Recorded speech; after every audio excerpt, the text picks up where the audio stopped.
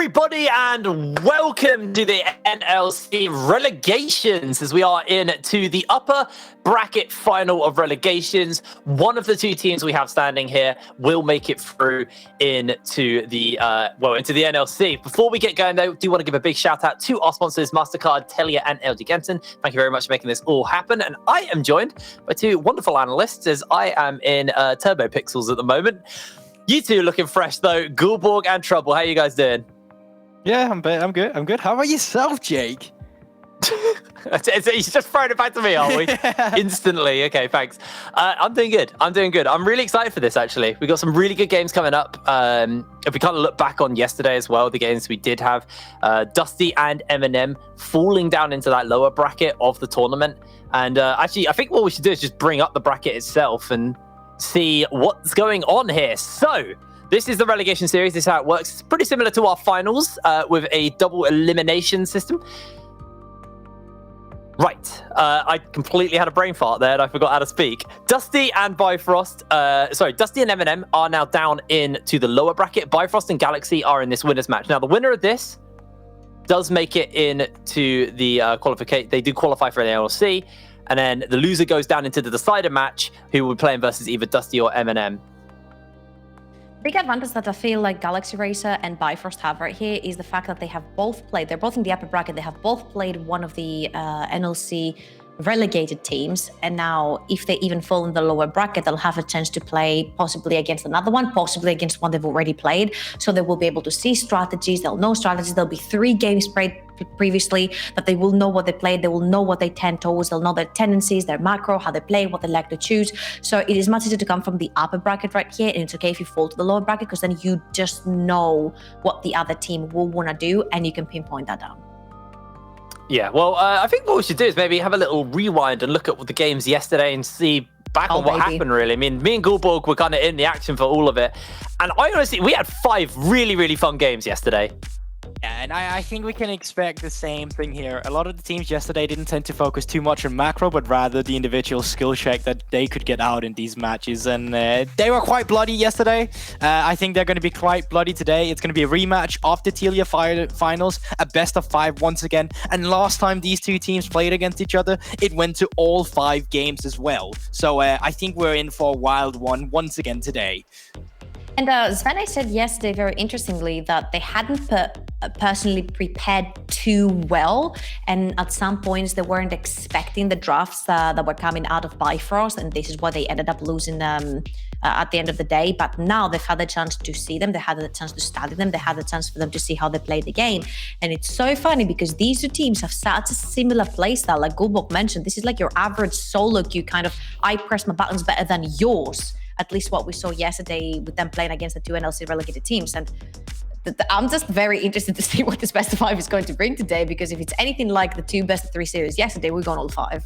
Yeah, and speaking of Bifrost, we see them right now on screen. A closer series against Eminem rather than Galaxy Racer, who took it 2-0 yesterday. And I gotta say, Tide from the side of Bifrost really showed up in the later half of the series yesterday. An insane sire performance, and certainly someone we need to take our eyes upon once again today. But outside of the AD carries, it's definitely going to be about the junglers. Jakey yesterday was an absolute god from the side of Galaxy Racer, and Tanu was a bit slow when he played against the fast clear jungler of Camel's Lilia. So I think jungle matchup today also something that's going to be really interesting and important in deciding which victor we're going to get in this series. And I really like this topic around these junglers because Jakey seemed to single-handedly sort of 1v9 both of the games that he's played. He sort of ran down the opponent. It wasn't just that he ran down the opponent jungler. He had such clever way to play around the game where his team relied on him to do the things he did, to find the flanks, to find a way in for the Galio, whilst they didn't have any heavy engage to get the Galio in. So yes, the compositions looked very wacky, but if you rely on Jakey having an absolute banger of a performance every single time, that could also be your strong link, but also your weakest link. I do want to just quickly hop back as well on a personal note, looking, because Gulborg talked a little bit about the bot lanes. I don't think Monk had a particularly good set of games yesterday. That's because he's not in the mid lane anymore. It's because he's not in the mid lane. Well, he didn't have a great mid lane season, so let's keep that one under wraps. But yeah, I do think for me, Monk was a concern. And after Tide in that game 3, really basically just decided that final game and knocked M&M down into that lower bracket, kind of off the back of Tide. I worry for this bot lane on the side of Galaxy Racer, because I think if Monk plays like he did yesterday, Tide might just steamroll him here. And that's the thing, because that was quite interesting in the Telia Masters finals, where these two team plays, as I mentioned, because they kind of switched upon who had the better bot lane in between that series. Sometimes you could clearly tell Tide was in the driving force, but sometimes it was Monk who got on the Tristana, and he was just absolutely wrecking it as well, getting up to 11 kills per game. So it was a bounce back between both teams, and I think we're definitely getting more games this series. I don't think it's going to be a 3-0 at all, just because these teams have shown a lot of inconsistencies, both yesterday's, but also last time they played against each other. Well, we talked a lot about it, but let's bring up the schedule just so you can see what is going on today. It's only one game. It's going to be a best of 5 between Galaxy Racer and BIFROST. Now, remember, the winner of this series does go through to the NLC. The loser gets a second shot at it, and they'll be playing versus M&M and or Dusty, depending on who wins in that game in that best of 5 tomorrow. This is huge because one of these teams we've not had before in the NLC, and they are guaranteed, if they win here, to get into the NLC for the first time. And the thing is that they've played each other before in a best of 5 format. They know the tendencies, they know how each other plays, and they've also seen each other play against an ex-NLC team as well. And not too much can be noted about Macro and how they like to play the game from yesterday's game, so they might have to refer back to the best of 5 to do that. But at least it's going to be a banger, because it's going to be basically a revenge coming in here for the one team that didn't manage to get the Telia Masters finals. Well, I think it's time for us to bring up the predictions and see what we've all gone for. Ooh, trouble. Only one who really believes in BIFROST here. The rest of us all going Galaxy Racer. I know that I did kind of, slam Monk a little bit. But outside of that, I was genuinely impressed with Galaxy Racer. They got a 2-0 over Dusty. And remember, Dusty were just a hair's breadth away from making it to playoffs. I'll say one thing about why I went with BIFROST, because when your support hooks a minion, your mid lane is dead, your top laner is out because she has no HP, and all you have left is an Udyr and your own ultimate Azaya, and you see 5 members of the opponent team full HP, and all you think of doing is flash ult forward. I respect that, guys. I respect that very deeply. Tide had like a monstrous performance. That was like a psychopath play that completely changed the entire course of that game and gave them the series. So yes, I believe in the Maniac plays, and I'm going to go with BIFROST. I will say as well that after what I saw yesterday, my brain says Galaxy Racer from what I saw. It just looked more dominant. But my heart does say BIFROST. An old friend of mine from Danish scene is coaching BIFROST, and we go way back. I started my career when he was coaching as well. So heart out to you, Lee. All right, I hope you can take it. But brain right now saying Galaxy Racer. I'm just saying. It's going to be, I honestly think this is going to be a very close series. It was a hard one to call. I originally called BIFROST, and I edited it and went, nah, I think Galaxy, because I fought back on the Galaxy Racer games versus Dusty, and Dusty are an incredibly stacked roster, but I think it's quite hard to measure these teams because this is a very different M&M. We saw yesterday with 2 new players, and those 2 new players seem to make a massive amount of difference for that roster. So it's actually fairly hard to kind of judge that power, because realistically, we don't actually really know how strong M&M are. And after we see Galaxy Racer and BIFROST play today, we'll probably get a better idea of where everybody is kind of falling. But that is going to be our best of 5 for the day. But before we get into that action, it is time for a quick break. So have a look at these adverts, and we'll be back with game number 1 in a minute.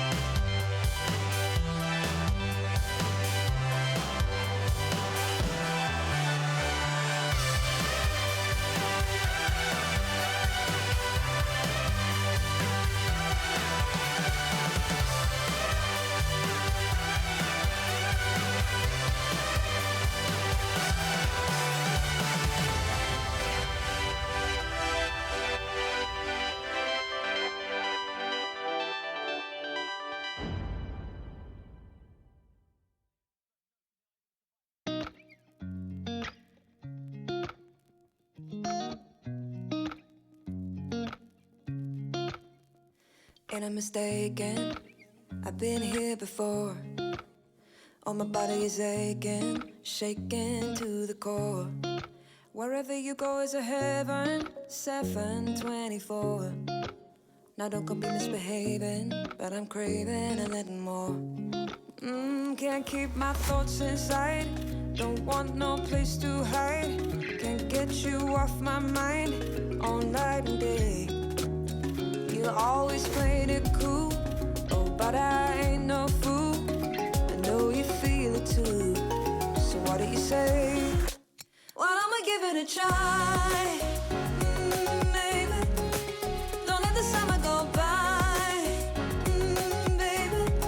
No, I don't wanna say goodbye, baby. Maybe we should give it a try. Why don't we give it a try?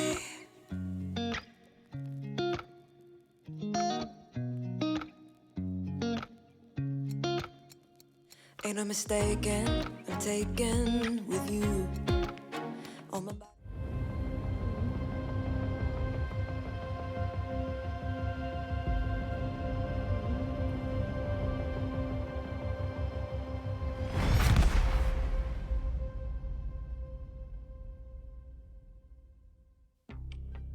Oi, oi, welcome back to the NLC. We're getting ready to go into our first game of the day between Galaxy Racer and BIFROST. This is an important one as we have a look at the chaps on your screen right now who'll be playing in this game. Anyone standing out to you lot? Jakey, I I think for sure that guy made his impact known yesterday when he played the Graves. Absolute monster performance. Very slow in the early game, but these games tend to be so when you're just fighting for priority, and it's just going to be about that path and getting out of the map again and see what you can do with that lead. That matchup is going to be interesting against Tanu. I definitely think Tanu has a lot to prove from the games yesterday, but he's already done it before. And going into the bans now, last time Galaxy Racer played against BIFROST, they had 3 bans against them. It was Nocturne, Echo, and it was Yone throughout the whole best of 5, and there we have it once again. I actually am not that mad about how Tanu performed. I am more concerned about how the team performed around him playing Karthus, because when you're playing such a passive jungler where he has key moments where he can go in and press the R button, you need to learn to respect that and play with it, and I don't feel that BIFROST were in a position where they can actually respect that. I think that was the problem, and against the Hecarim here and Jakey being extremely proactive on the map, I'd be very scared to pick the Karthus into that. What I really like about this ban phase right now, this is where they picked up after Game 5 in the Telium Masters Finals. This is their bans from the last Game 5. And they're just like, oh, okay, this is kind of the adaptation we had last time, we'll go for it again. And now with Hecarim being picked as the jungler, you for sure have to go for the Udyr here as the next one. You can actually keep up with the clear speed with the Hecarim, can come in and stop him from running, but just by stunning. And that's definitely what you're looking to do. Now, with Udyr, you're also looking to enable some lanes, and there's still a few AD carry picks up here that you can certainly go for. The Caitlyn, the Kai'Sa, the Xayah, one of these priorities we saw earlier that could really benefit you, and it is going to be the Caitlyn coming in from Tide here, who had a monster performance yesterday and is looking to excel that priority with the Caitlyn pick. So Galaxy Racer yesterday picked the Caitlyn twice and completely refused to play prior lane towards the Caitlyn. They just downright refused. They were picking Gallios, they were picking Alistairs together with the Caitlyn. They just didn't want to play that sort of game. I want to see BIFROST go towards that. Get the Bard in, get the Lux in, get the Seraphine in that has gone through the entire picks and bans. Again, it hasn't been picked. It wasn't picked yesterday, and it's not picked today. I'm so happy to see, honestly, the Lux get locked in here. I love Lux, so yeah, I'm happy to see that as well. I'm not even going to mention yeah, ban phase 2. I'm not going to mention it. I'm going to, like, you know, I like it when champions I like it get played because, you know, bit of shake up, bit of a change up here. But we are into ban phase 2. We'll see where the attention's going to go so far because neither team really revealing their hands now. Like, Karma is technically flexible, so we don't know exactly where that's going, but it is a potentially flexible pick. And it looks like BIFROST again. That's probably going to go mid lane as they're banning away the Blitzcrank. And top laners was something that was really prioritized as well in the Tealing Master Series against them. It was Renekton, it was Aatrox, it was Camille that was banned out.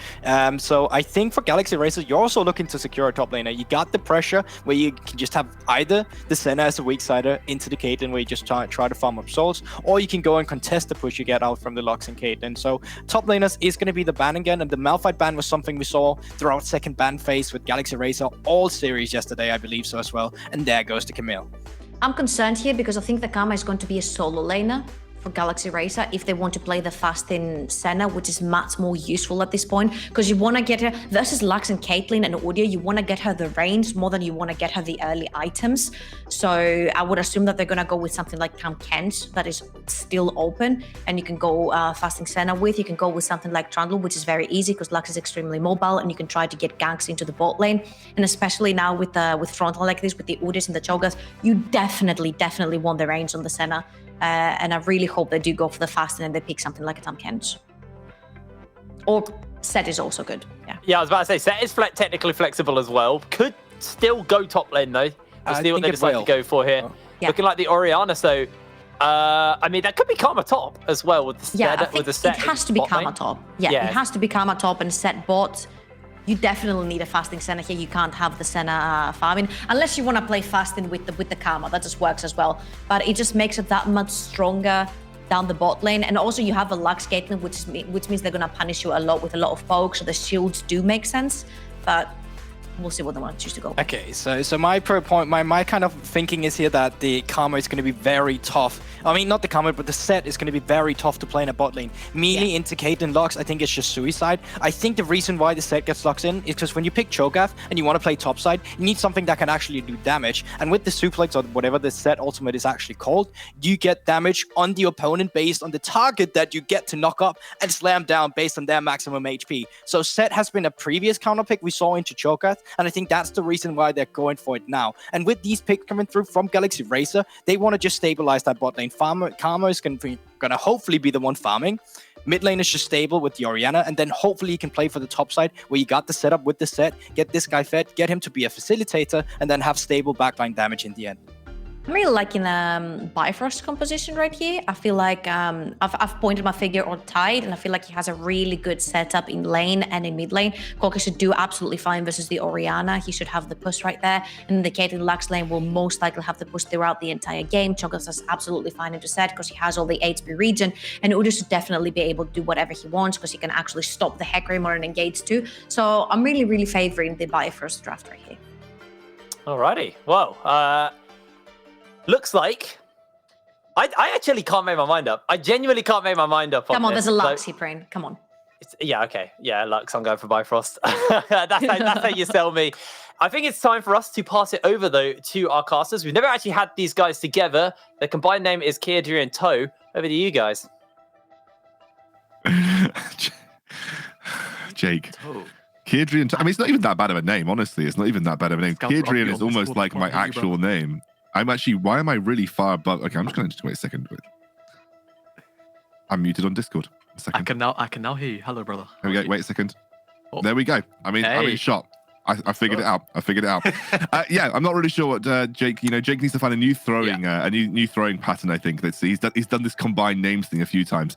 But Kiadri and Toe is not a bad name. Anyway, Jamada, let's talk a little bit about this draft then, because this is a bit of change of pace here for Bifrost from yesterday. They are going with very similar, obviously farming style jungler, but a little bit different in terms of the role that Tanu is going to provide over that Karthus. Yeah, obviously, when you've got something like a Karthus, you have to put resources into it. You have to play around the Karthus, right? Make sure that he's safely allowed to pick up farm. But Udyr, in that sense, is a little more self-sufficient, right? He's so much faster compared to just about every jungler in the game right now that he will just full clear before Skullcrab comes up every single time from the first clear. So in terms of what he wants to actually do, it will be farming into looking for what he can actually provide for his laners, right? So much different role compared to what we saw from him yesterday. And on the other side from Galaxy Racer, I suppose sort of similar-ish in profile. Jackie, not on the true sort of solo carry-esque champion like the Graves, but Hecarim can certainly fit that profile either way. So I'm kind of interested, as we're kind of setting up into game here. Obviously, Galaxy Racer lost to Bifrost last time these two teams met in the TLA Masters finals. It was Bifrost that came out on top. I want to kind of talk a little bit about what these comps are designed to do.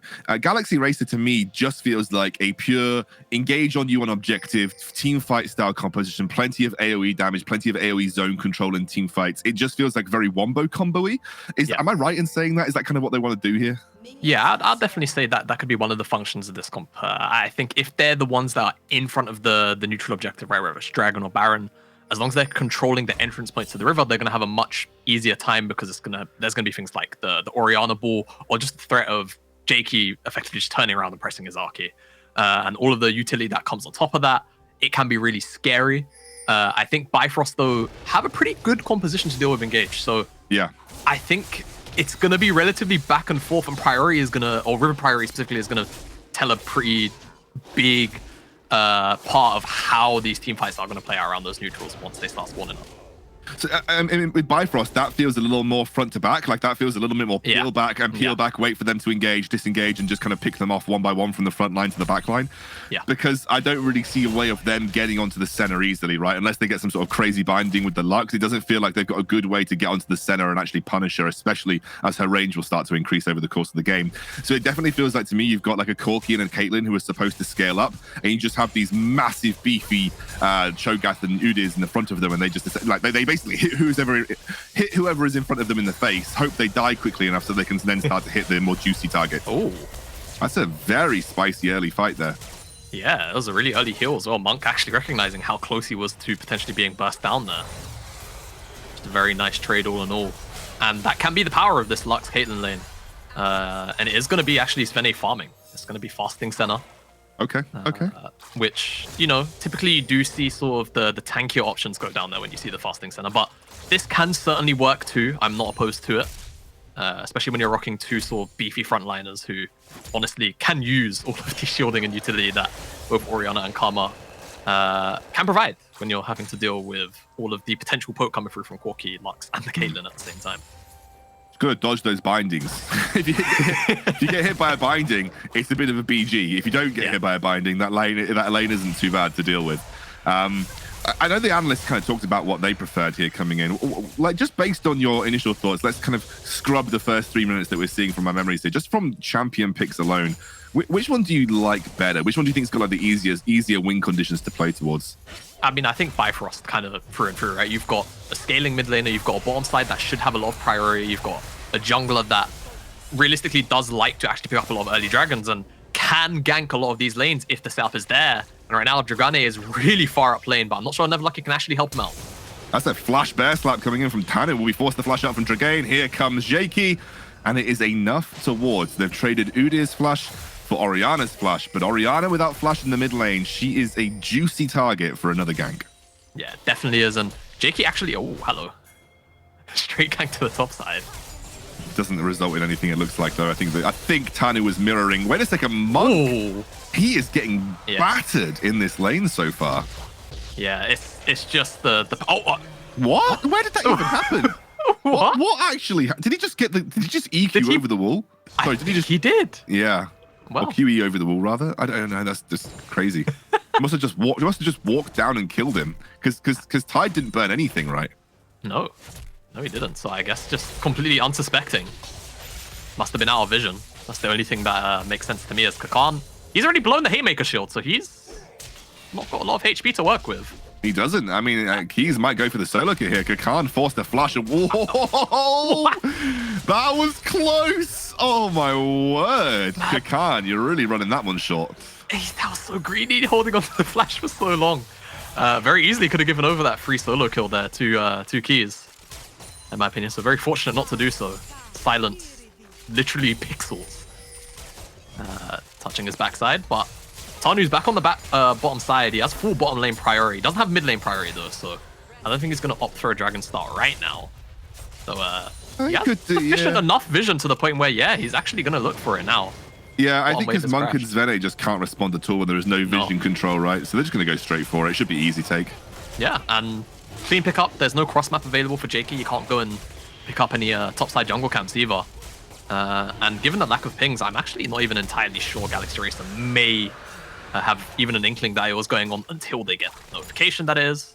Yeah. I wonder if they care though. Like, do you think it's something that Galaxy Racer knew? Like, given the bot lane priority at this point, they probably didn't even. They probably thought there's no way this is actually happening anyway. So when your bot lane's going this poorly and you have something like Udyr into Hecarim, where Hecarim can't really contest Udyr like 1-to-1 in skirmishes, just like we're probably giving up Dragon. Keys though, no flash.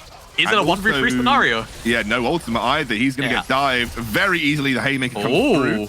Low damage. I mean, he is close to level 6. They're going to have to be super careful with this dive. Kakan not taking the damage. Dragain, come on, mate. Just use your combo. Use your combo there. Thank you. Thank you. Oh my God. You made that look 10 times harder than it needed to be, I think.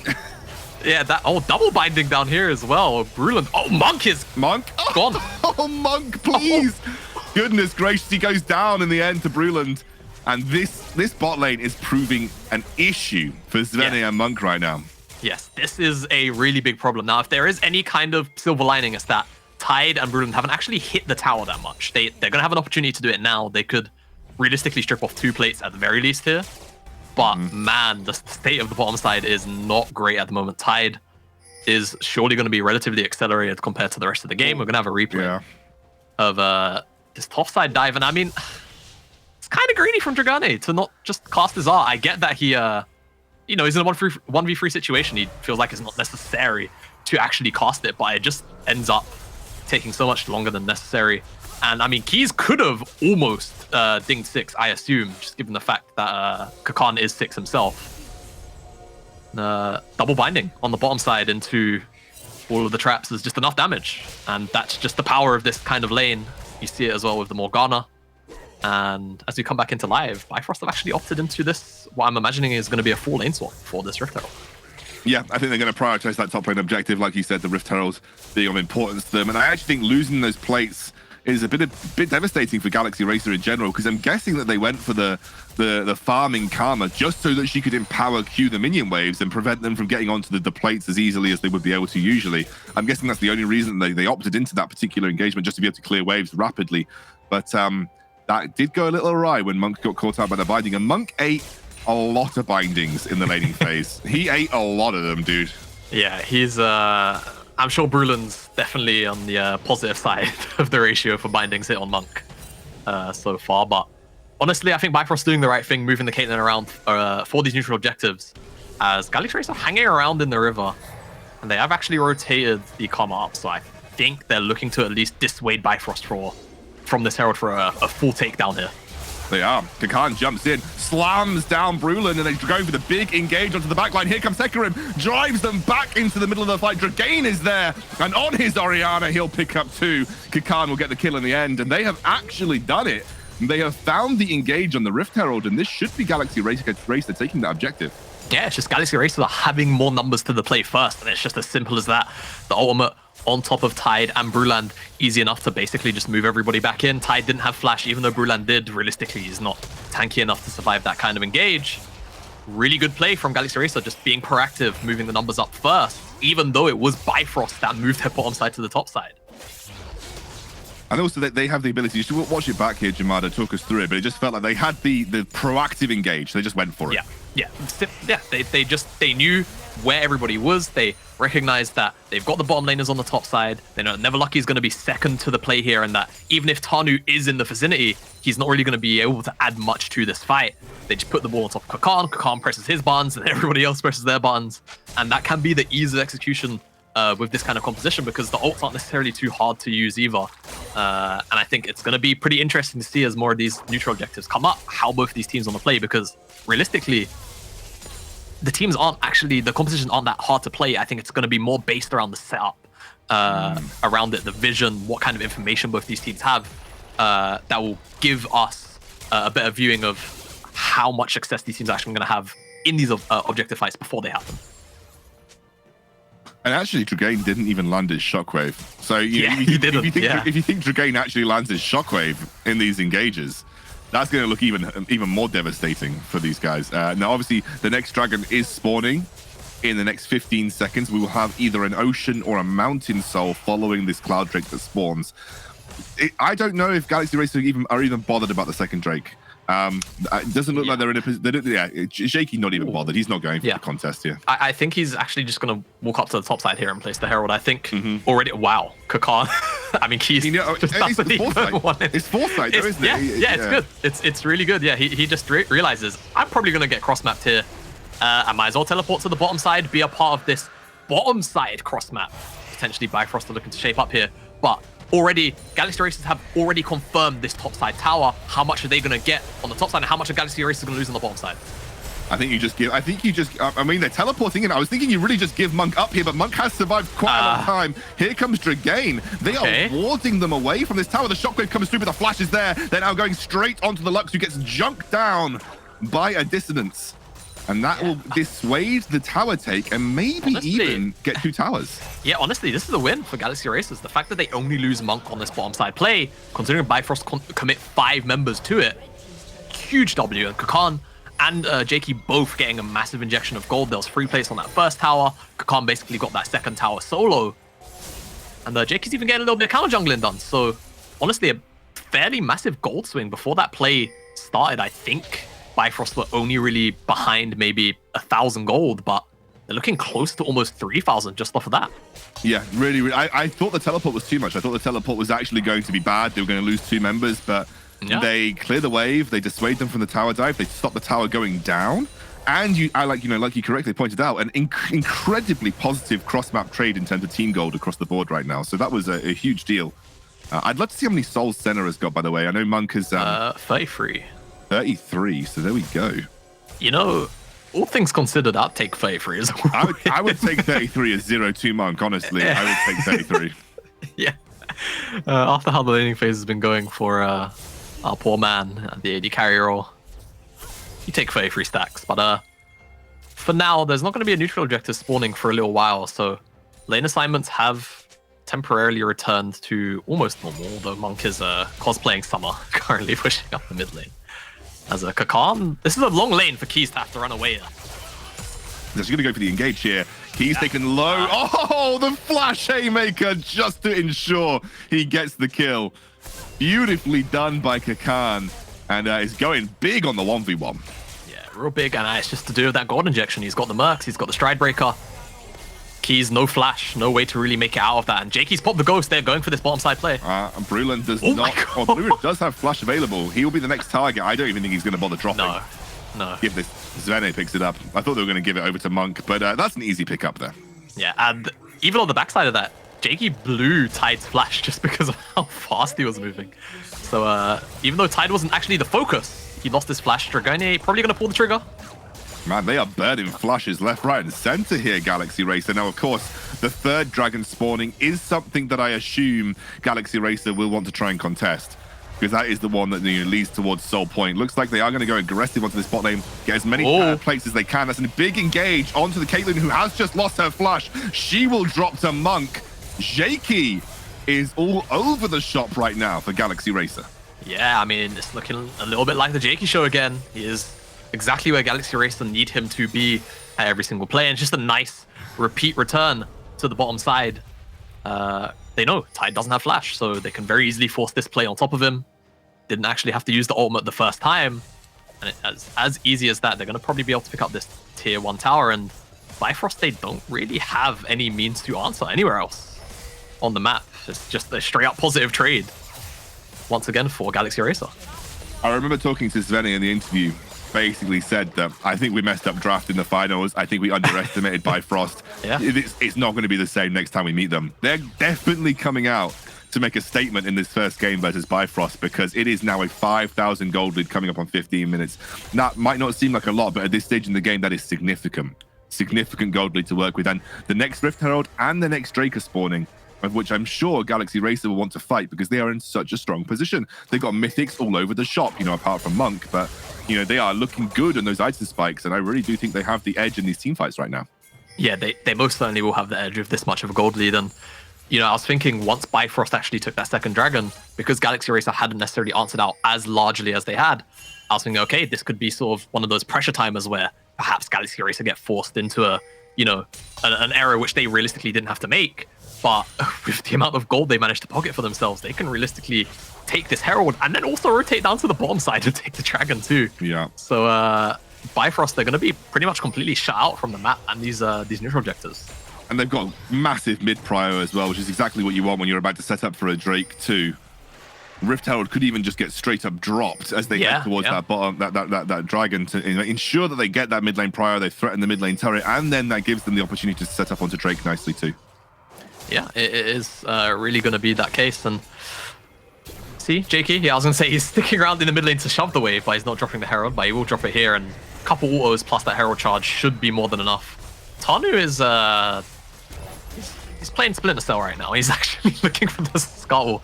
But this is such a solo queue move. But I mean, Galaxy Race is just going to get 2 charges off in the mid lane. Charges. I mean, they are close to actually picking up the second turret as well. I mean, that's massive value. They got huge value out of their Rift Heralds. Kakan just wants to go in, baby, straight onto the inhibitor turret and gets keys with the Haymaker. Now, he surely dies here. The Ace in the hole picks him up, but I mean, you take it. That's one really big element of the front line just disintegrated for Bifrost, and I don't even know if they can get onto this Drake now. No, definitely not. With Tanu on the top side as well, which Galaxy Racer, given the wards that they have on that side of the jungle, well, they should know. So free pick up, first Mountain Dragon for them, and it's not looking pretty for Bifrost right now. They definitely do have a decent enough scaling element to them, but you're also staring down the barrel of, you know, infinitely scaling Senna, 2 shielding supports, and full-on front wall engage. And you can never, you can't really move forward yourselves. You know, if you move forward as Tanu or Keys, you just get haymakered right back into the team, and you're a bigger threat to your own team than you are to the enemy team. Agree. That suplex is going to hit hard. It's going to hit real hard. And that's the instant peel as well. Like, suplex counts as an instant piece of peel. So even if you do want to be aggressive, which I don't think Bifrost teams can, you're just going to get slapped back into your own team. And you know, you talk about scaling. I agree. Like, there's Corki scale as well, Caitlyn scale as well. These some big damage threats. But then so does Senna. You mentioned the infinite scaling. So does Orianna. So does Hecarim. And even Karma. You know, given that the gold that she's had into her back pocket has good scaling elements to her as well. So we are, you know, we're looking at a team that doesn't exactly fall off. There's not like you can play, wait out another 15 minutes win condition here for Bifrost, because I don't think that's the case.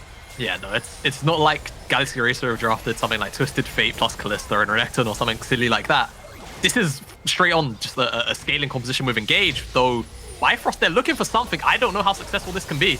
I don't know. The teleport is coming into the backline. That is going to be Dragain taken low. The snipe comes through from Lux, but she survives. And here comes the big boy. Kakan in the middle of the fight has the suplex. A huge ultimate from the center. The railgun does work. And the Haymaker starts to chunk through the front line. It's not as devastating as it could have been, but Galaxy Racer look clean. Yeah, Galaxy Racer play that one out about as clean as they could have. Tanu's looking for Monk here. He's got that flash. Yeah, I'm not sure that was clean from Monk, but he does flash away. So, there you go. Hey, I mean, 1-2 some trade. If you're Bifrost, you take whatever you can get right now. But honestly, considering Bifrost were the ones to start off that play, I think very lucky to get off with just losing their Cho'Gath as another teleport. He's got package, though. I mean, he's going for it. They're not done with this fight. I mean, Jakey may be trying to draw him over as the package comes through. Jakey does get stopped up. Will try to dive away. Never Lucky should get the kill. He will get something back from that engage, but it is 2 teleports burnt for what, a kill? Yeah, basically. And what also kind of feels a little bad further down the line is now he's not going to actually have package available for the next dragon. But, you know, if you're Bifrost, are you really contesting the next one anyway? As a replay on our screens, Keys just looks for a deep teleport, trying to flank the split off Jakey and Dragane. And I mean, they almost burst him down with that Lux ultimate plus the feast, but he's just not quite able to find lethal. And once Kakan's in that backline, it's a 3-man face breaker into all of the CC and the shielding coming on top with that suplex. It's just too much damage, too much CC for Bifrost to deal with at this kind of point in the game when they're so far behind, and they're pretty much dismantled and very fortunate to walk away only losing 1 member. So, okay, at this stage in the game, right, if you're Bifrost, what is your game plan? Like, what are you doing? Because I think it's clear for Galaxy Racer, right? You're just now controlling neutral objectives. You're going to strangle them out with Baron and Dragons. But Bifrost, how do you approach this game? Yeah, I mean, I think it's really tricky because you don't necessarily have great, you know, global presence or answers. Though, this could be sneaky because Galaxy Racer haven't actually set up too much around this Baron. So this is complete darkness pretty much. There is that 1 ping now on the blue ward is going to spy out that this Baron's going on, but because of the Feast and the Smite both being available, BIFROST might look to just commit, but no, I think not willing to flip the game when it's not quite over yet. But that is one of the ways they could have definitely got in. But it's really tricky just because of the nature of the composition that Galaxy Racer are running. Kakan is going to be a pretty tricky customer to take down just because there's not really a whole bunch of burst damage available yet to BIFROST composition. And he's also going to have the center ultimate just kind of as a backup plan, slash potentially a bit of additional damage to whoever he's actually fighting. So you can't necessarily even really make picks on the side lane because the way that Galaxy Racer keep on opening up onto the map, they're making it relatively hard to actually be picked on. You can see it's sort of a 2-2-1 kind of situation where Kakan shouldn't realistically die. Dragane now is actually kind of sinning a bit. He is. I mean, he is tanky, though. He's got lots of shields available as the ace and the hole coming through. But I think Tanu has to be careful. The railgun buys some time, but the shutdown does come through for Tanu. Will get a pick. Dragane a little over-aggressive, bit cocky with his positioning there, and he was punished. Yeah, just rotates to the wrong side of the map. The strong side is the bottom side of the map. He rotates up to the top side, which is technically his weak side, and Tanu is kind of creeping in the shadows. The Galaxy Racer trying to just pressure BIFROST away. They could actually kill Keys. They could actually kill Keys for sure. He gets thrown back into the team. The Haymaker will buy some time for Kakan to get out as well. They've traded 1-for-1 overall. Tanu looks for the engage onto Shaky, though. Shaky still has that Onslaught of Shadows available if he wants it. And Tanu just toying with the front line right now. Non-committal, but may get dragged back in. This is a bit of a disaster as the Onslaught of Shadows is there. Zones them away. Monk picks up the kill, and it's 2 kills for Galaxy Racer, and this should be enough to secure the Dragon. Yeah, you would imagine it will be top laner and the jungler both dead, so Galaxy Racer just going to make that straight beeline to this Dragon. It's going to be their second Malin of the game. BIFROST, Tanu in particular, kind of just, you know, play with fire, you get burned kind of thing, and no real need to actually sort of be playing with his, well, I'd say playing with his food, but I feel like he was Galaxy Racer's dinner in this occasion. Taunting the predators, more like. Yeah, poking the bear in the cage. But yeah, Galaxy Racer sort of just flexing the fact that they are further ahead right now.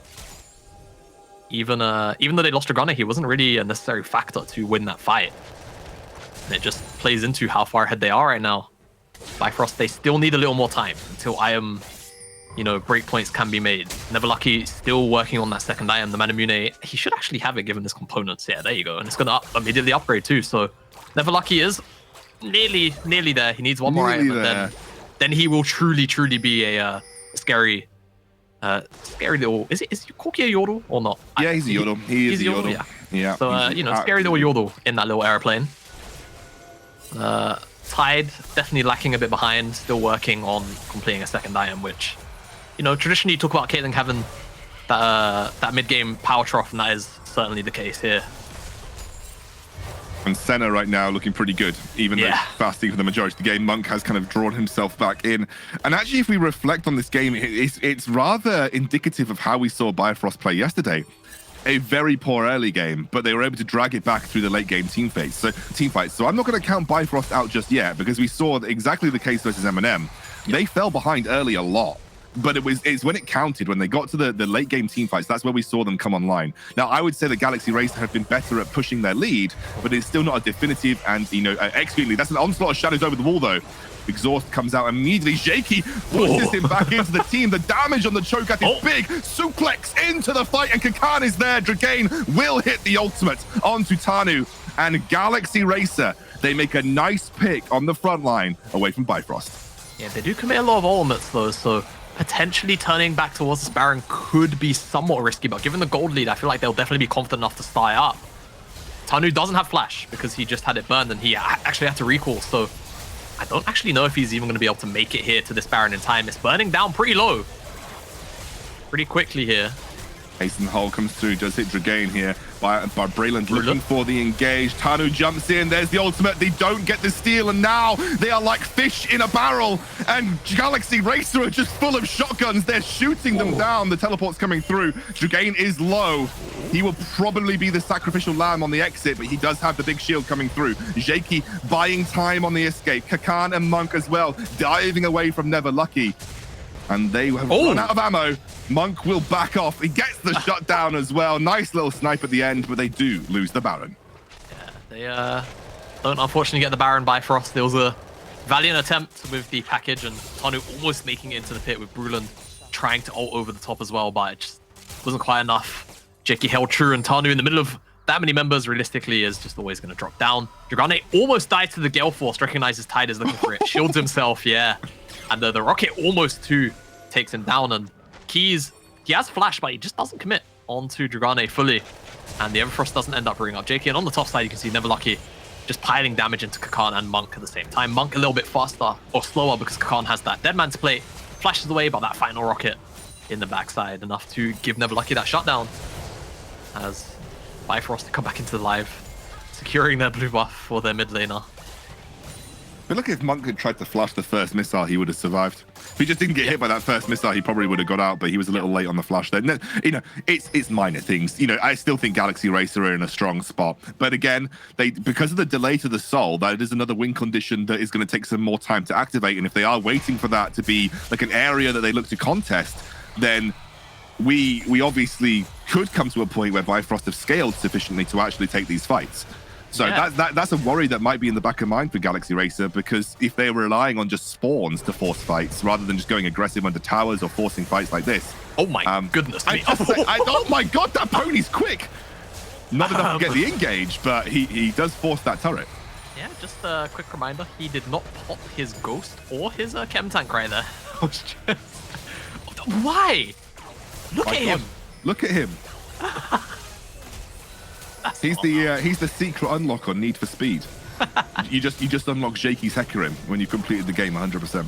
Yeah, he's tapped in the cheat codes. He's got that 25% movement speed buff. Speaking of which, Tanu moving really quickly towards the jungler here. Comes through. Oh my god, Tide!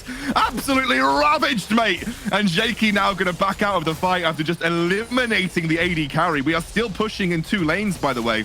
The inhibitor turret has dropped. A little bit of an oopsie-daisy for BIFROST as they lose their AD carry. Yeah, and I mean, they should realistically lose 2 inhibitors here as well. Galaxy Racer, though, they have to at least be a tad respectful.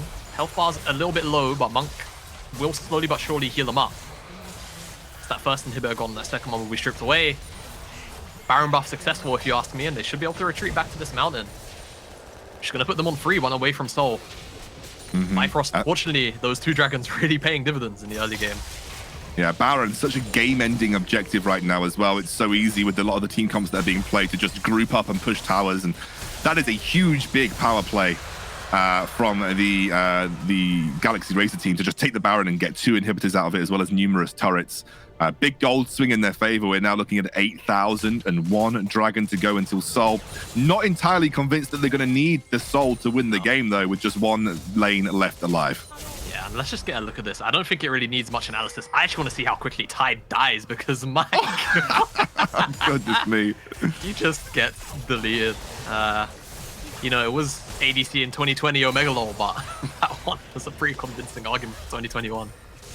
Just a lot of haymaker damage. Kakan, Stride Breaker, plus the Sterax just giving him so much extra AD to the point where, you know, fully stacked up haymaker can just deal 620 something true damage. A little bit sort of over a third of Tide's HP. It was a bop. Absolutely bopped them right on the head. And Tide, who, by the way, in my opinion, was absolutely the carrying force of BIFROST yesterday, especially on the Xayah. Having a bit of a rough one here. You can see the difference it makes when you don't have an AD carry that can auto-peel for themselves, especially versus these heavy dive comps. Tide getting targeted much more. Oh my god, he gets binded away, but it doesn't matter. It's just about the zoning potential of that pony. This could be good. This could be good because the package is there. Lots of Zhonya's popped already, and now Monk in the front line caught out. The railgun is buying time. They are still alive on the back line. How is Kakan still going? He's like tanking the entire bloody team. He absolutely drops to the floor at the end. They'll take 1 for 1, and the tower overall, it could have been much worse for Galaxy Racer, but the shields and the heals are too much, and they are even bold enough to go for this last inhibitor. Yeah, it's so risky. Tanu's on the flank right now. You can see he's back.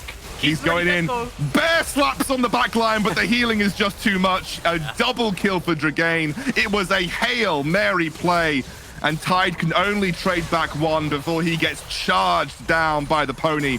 Bruland will no way be able to defend this. This should be Galaxy Racer's game. Yeah, there should be Galaxy Racer taking game number 1. Monk is looking for Bruland, wants a bit of revenge for the laning phase, and he's gonna find it too.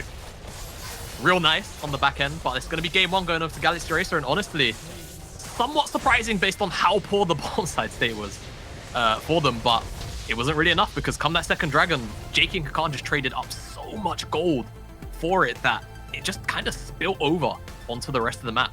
There just wasn't really anything that Bifrost could do come that third dragon, and Galaxy Racer, they executed properly. They took the engages at the correct times, and even when Bifrost looked like they could have potentially had an in, they were just shut down by the composition of Galaxy Racer, and specifically Kakan just constantly being a nuisance in the backline of those fights. Yeah, it was a really, really, really good game from Galaxy Racer, and I think specifically top side of the map was super, super strong.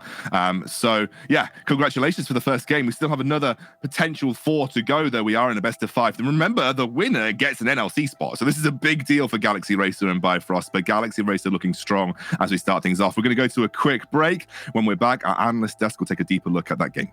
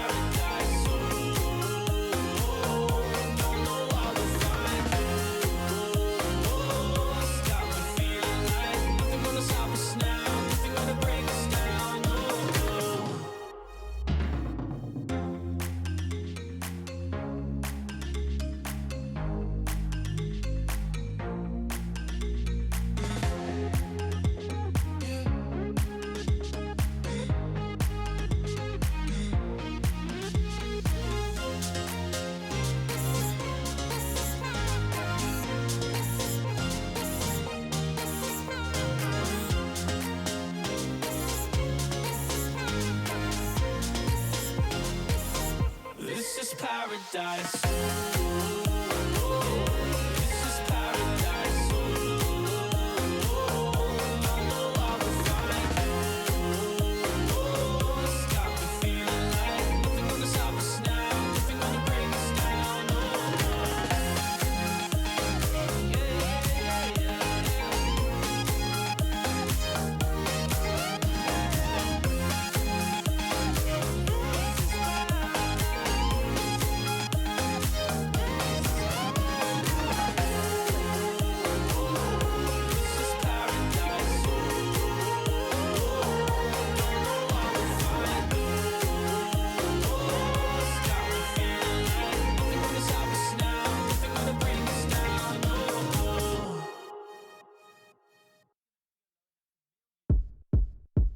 Sunsets, high rise, you know you're on the floor, diamonds, good light, walking the golden door. Everybody knows that you want it more, more. Ice cold to the touch, we're gonna burn it down, bodies so hot until we hit the ground. Everybody knows that you want it more, more. Change not mine.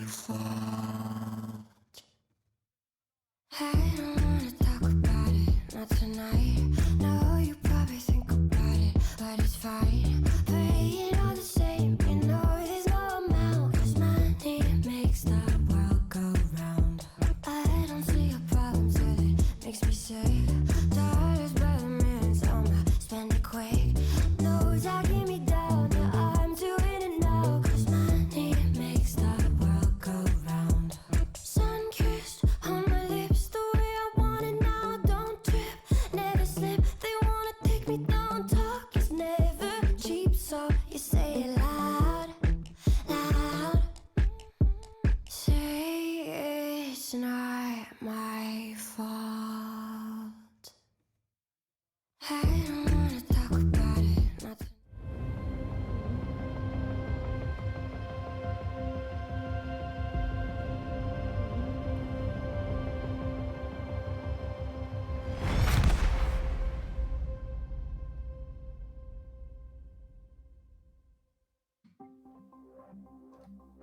Hello.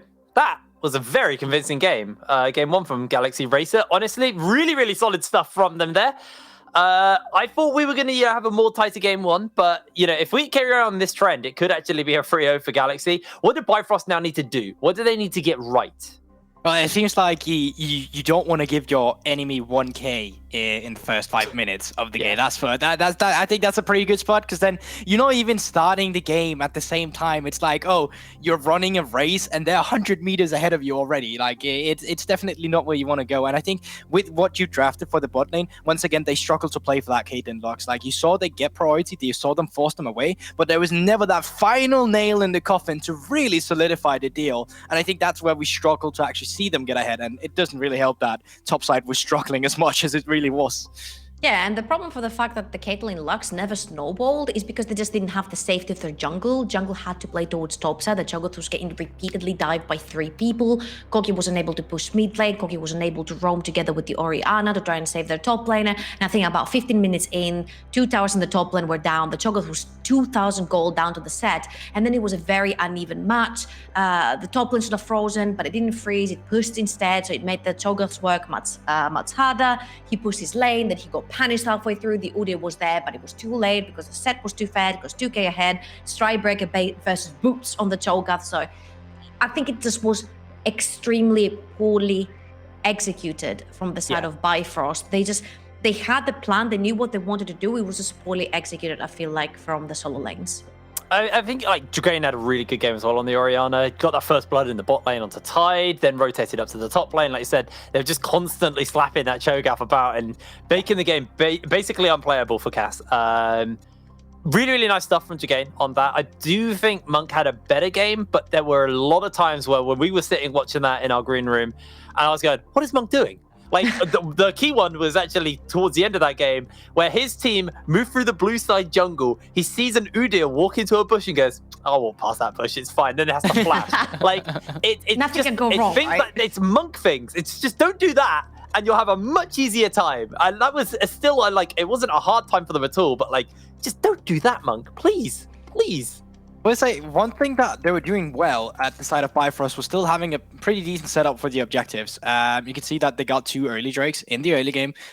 Obviously, they sacrificed a lot of tempo in the top side for getting those drakes, but it doesn't really help either that the Cho'Gath is put in a matchup against Set either as a weak sider. So really not easy for them to play. And I think that they just need to find something they're more confident playing into as a win condition. Like if you finally have this Caitlyn Lux lane, make that your proper win condition. Like draft something where you can actually play for it. And this time it was just really rough because as soon as Dragain got those 2 kills, he was going to have instant prio in the mid lane forever. And when you have that, there's just no room for you. So see if you can get red side again.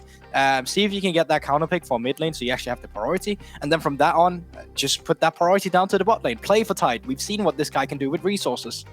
All right, Mikkel, time to show us your favorite part from that game. I'm calling this the drawing board. All right, this is buckle up. It's going to be a fast one because in a game where it's not too much about a huge team fight, it's more about a really, really fast horse that I just admired. So Kakan being engaged on, and before they know it, they're just being engaged back onto them, and Tide is just dead. And this pick will enable them to back off, get both inhibitors, and inevitably, close out the game with Baron. And just like the Hecarim, this was a very fast clip. There you go, Jake. How did you like it? I was waiting any minute now, something's gonna happen. Okay, yeah, that was. I was kind of zoned out towards the end of that game, but yeah, I expected something a little bit more from that one, Gulborg. I'm rating that a 2 out of 10. Listen, how about you? You didn't even draw any shape. I'm looking forward to that. Next time I'll draw a horse. All right, draw me a whole horse. We'll make it happen. Get it done on paint. We've got a whole game where you can just sit and draw. Yeah, I want you to draw a horse on paint. I can start drawing now. All right, go on then. Well, not right now. We're doing the post game. Oh, yes. Do it in the break. Of course. And when we come out of the break, you can show everyone the horse you drew. How about that? Okay. Yeah?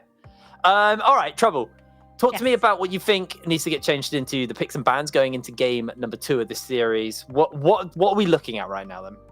I really don't mind the way the picks and bans actually went. I felt like both teams had a very clear-cut composition how they wanted to execute the game, and it felt like Bifrost's lost in the details. If you lose very early and you have a lane that you have to play for, but unfortunately your jungler has to babysit the other side of the map, then you instantly lose your win conditions, and they got choked out because they lost their win condition, and the Galaxy Racer kept pushing their lead from the lane they needed to push, and it just ended really quickly, unfortunately, because you saw by the end, like the kiting potential from the Caitlyn Lux lane was there, but then when your front line melts too quickly, which is meant to be there for a longer time, then your Caitlyn Lux cannot really provide much.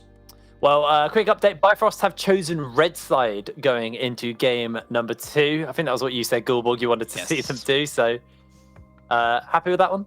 Yeah, for sure. And I think they also know what the problem was. This is a best of 5, so there is going to be room for adaptation, which is what you want to see. And I think realistically, no player should go into a best of 5 expecting a clean 3-0. There will always happen some hiccups. Except BTXL.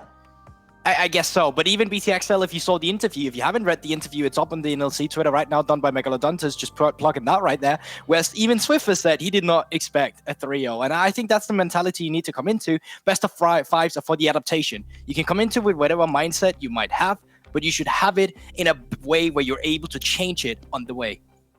Well, it's time for us to pay the bill, so we're going to run the adverts. You better not have ad blocker installed, or I'm coming over. See you in a moment.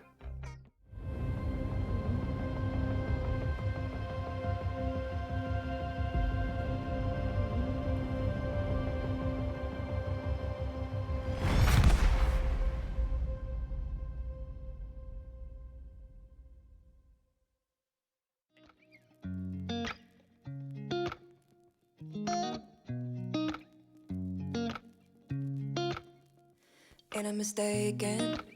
I've been here before. All my body is aching, shaking to the core. Wherever you go is a heaven, 7/24. Now don't go be misbehaving, but I'm craving a little more. Can't keep my thoughts inside, don't want no place to hide. Can't get you off my mind all night and day.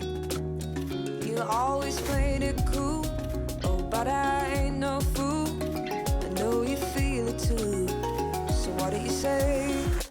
Well, I'ma give it a try, baby. Don't let the summer go by, baby.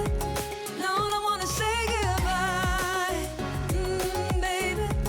Baby, we should give it a try. Why don't we give it a try?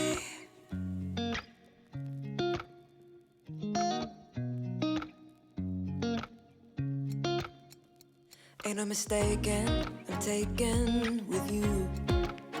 All my body is aching, awaken anew. Oh, I think I'm in heaven it's true. Now don't go be misbehaving, but I'm caving over you. Oh, can't keep my thoughts inside, don't want no place to hide. Can't get you off my mind all night and day. Yeah, always played it cool, oh, but I ain't no fool. I know you feel it too, so what do you say? Well, I'ma give it a try, baby. Don't let the summer go by, baby. No, I don't wanna say goodbye, baby. Maybe we should give it a try. I wanna think about every time you look at my way. I wanna make the most of this high, I wanna talk about every time you wanted to stay. I wanna make the most of this night, so what do you say? Well, I'ma give it a try, baby. Don't let the summer go by, baby. No, I don't wanna say goodbye, baby. Maybe we should give it a try. Why don't we give it a try?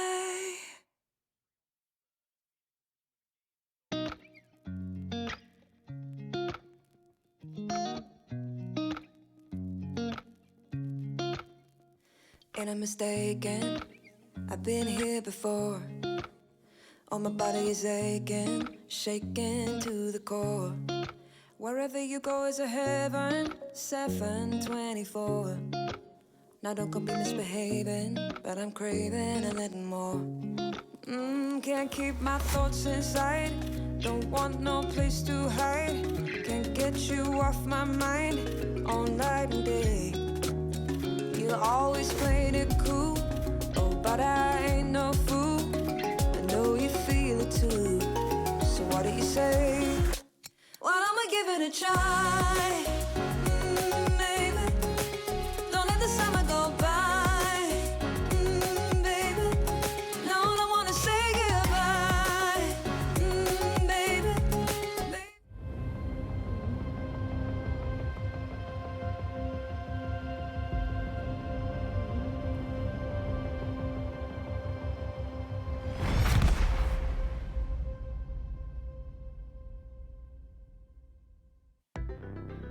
Thank you very much, Max. Hello and welcome back to the relegations. We're in to pick and bans for game number 2. Echo Nocturne, pretty much standard stuff, getting banned away, followed up by the Rel and Tristana. Oh, look at that. Never Lucky's getting target banned again. Yeah, no surprise there. And I think like you don't necessarily need to go for an adaptation here outside of the Hecarim ban. I would say, yeah, I think Hecarim was the hardest part of the draft for them to play into, but does leave open something like the Lucian that we know that Dragain has have insane priority on and was perma-banned against him in the series against Telemasters. So what we will be looking towards as well for Galaxy Erasure should be an AP jungle for Jeski, or Jakey, sorry. I'm still struggling with that name, sorry. So the main reason why Bifrost fell so far behind is because Dragain absolutely smashed mid lane, and then he didn't necessarily smash Never Lucky, but he got the 2 kills from bot and from the jungle and translated straight into top lane where they could actually play from.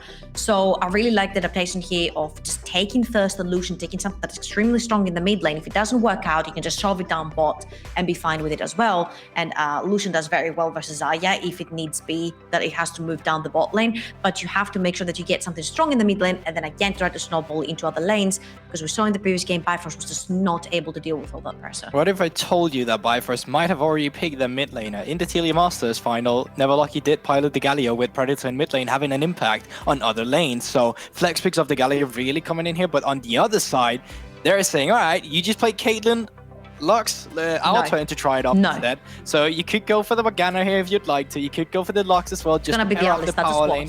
They're gonna do it again. I just know deep in my heart they're gonna do it again. See, they're gonna yeah. No. Well, there we go. Seems like a Svenny champion after all as well. All right, well, let's see what the next ban. Oh, okay. Pickup's going to be the Malphite there for the That's top huge. lane. That is actually that plus the Galio is really nasty. You kind of getting put in the bounce house, so effectively. Next ban away will be the Silas. Pretty much an expected ban into something like a Galio and a Malphite. Do not want to have the Silas on the enemy team using your ults better than you do. And over the Galaxy, they are going to take away Tanu's... Oh dear, I completely forgot the name of that champion for a minute there. I'm just thinking what they would like to play here if you're Galaxy Racer, because you clearly have a backline ADC, you have a frontline ADC, which is very easy to reposition with the Thresh as well. So the Thresh can play around the Caitlyn and then reposition the Lucian during the fight.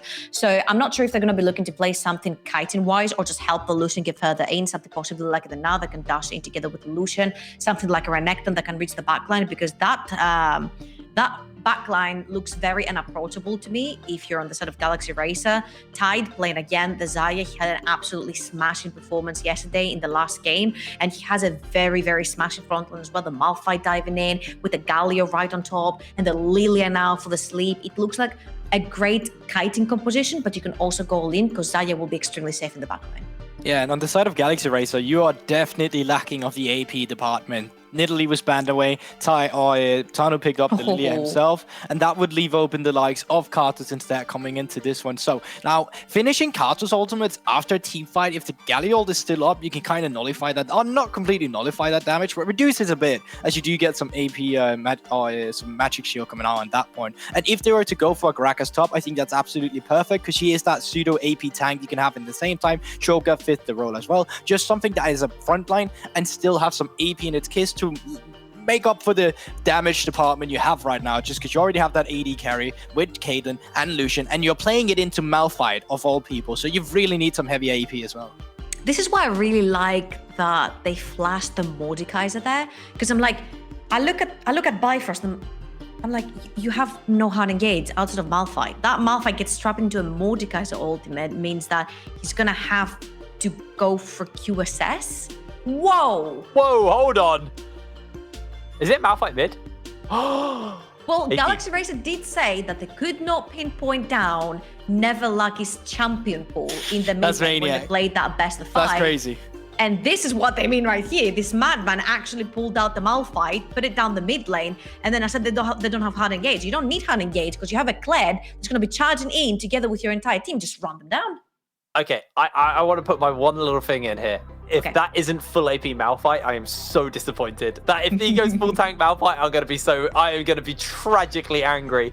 Although realistically, he is into Illusion. Yeah. So I feel like if you do go AP, you're probably either gonna hard sprint it or just clap. And there is no middle ground. You are gonna be one-shotting people or you are gonna be 0-10. But god damn it, Never Lucky. And Give that's me how I what play I want. Katarina mid hip brain. Let's go. Yeah, well, yeah, but Malphite's more fun. AP Malphite's more fun than Katarina. True, very true. I know you're a Katarina player, and I know you can agree with me on that one. Getting that full like Luden's proc slam into the Yes, team. The yes. Guild Ball, What I got out from Bring us this back to reality. conversation, is that Jake, you don't have mechanics. You need an R button, and Trouble's actually got mechanics. I'm like, hey, can play plays Katarina. Katarina. Both the champions are just there. Jake, sharp. All right. Now, both compositions right here does have that hard engage that we're looking for from the side of Bifrost, really. From the other hand, you're playing around the priority. You can get around the lanes, and you need to play for Carters in the early game here. So we're looking for a lot of priority, getting the members low, and then for that nuke with Carters. If they mess up the early game, they might have a hard time getting back into the game, just because that Malphite will always be ready to just hard engage on you, followed up by Galio. Absolutely, but I think it's now time I for agree. us to pass it over to our casters. They're, two incredible guys. Great hair, good looks, strong jawlines, buttery voices. The other one is also a scoundrel. Over to you guys. Almost called me orcs. I heard it. He almost called me orcs, like 100%. He was like, "It's orcs, it's scoundrel." Yeah, I mean, Jamada, you do have a buttery smooth voice, great hair, great jawline, and actually a fantastic beard. So I can't really complain with what our boy Jake has just said. He has none of those though. So anyway, let's get into the game.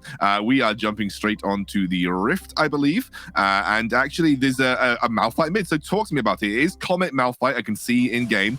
So I'm assuming that this is going to be some kind of AP variant, although it could be tank. It could just be tank. So you can typically just go the Comet and sort of max Q to alleviate some of the pressure that something like Lucian can put onto you. You know, you max the Q, and it makes the Comet pretty much never miss. And you just end up almost trading positively, or at least sort of neutral in some of the earlier stages. The only sort of downside is the Q has a really high mana cost, so you can't necessarily spam it. I do expect this to be tank Malphite just because of the nature of this composition. You've got the Kled, who's going to provide a lot of physical damage. You've got the Lilia, who should provide enough magic damage anyway, and the bases from Malphite should help out the Lilia. So I expect this is just going to be, chem tank into God knows whatever tank I am here for Mr. Neverlucky, our resident rock for this game. It's definitely a curveball, though, isn't it? Like it's definitely a curveball. I have to say, props to Bifrost for kind of having something like this ready. It's not every day that you have mid laners willing to play Malphite mid, let alone in a situation where you can flex it down to the bottom side. You take Malphite out of a losing lane, which it would have been the case with the Cho'Gath, and then you put Kled into it. Which Kled, honestly, he can bully out something like a Cho'Gath real easy. And Tanu is going to be pathing towards the top side, so it seems like that is going to be at the very least the plan. With Jakey pathing towards the bottom side, Kakan, he's not going to have any agency on this wave for now, but I'm definitely going to keep my eyes on how Keys manages this wave, because if Kakan is ever far up in this lane, he can just get run down. What are you thinking about how these comps kind of play it out then? Obviously for Bifrost, they've got more of a team fight wombo combo, but the only thing I'm kind of thinking about Bifrost is they feel still a little low on damage as the game goes on, like especially if this is a tank Malphite. Yeah, it's kind of strange because I think they're definitely on the lower end of damage, but I don't think they lack damage just because you look at the side of Galaxy Racer, And, you know, you've got Cho'Gath, sure, you've got Thresh, all right, but that's kind of it. So you can get away with a low damage profile overall team comp like this when Galaxy Racer aren't really running, you know, a bunch of frontline that you have to cut through.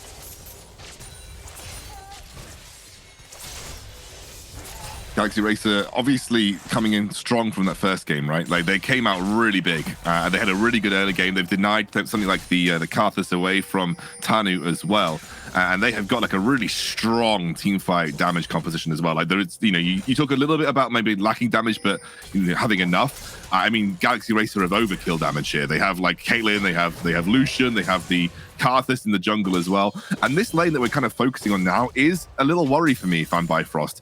Kakan kind of smurfed that lane previously. It was very difficult for Keys, and it's not looking like it's going a huge amount better. Could the ball? No! Oh no! I didn't mean to set it up as perfectly as I did, but kind of set that up pretty perfectly. I don't know, is that curse? Is that premonition? Do you just have foresight excounted? What is it? What is it? You have to teach me that secret. Just straight solo kill from Kakan. Keys, he thought he was gonna remount faster than he ended up doing, and teleport here. Dragoni's got to be careful. Tanu's right here. Likely just going to be a flash blown. Let's see though. Oh, wow. Yep, Dragain will drop. Jakey couldn't get there in time. He just gets solo killed by the Malphite. All right. Well, solo kill on the top side, solo kill on the bottom side. Now looks like a gank on the bottom side.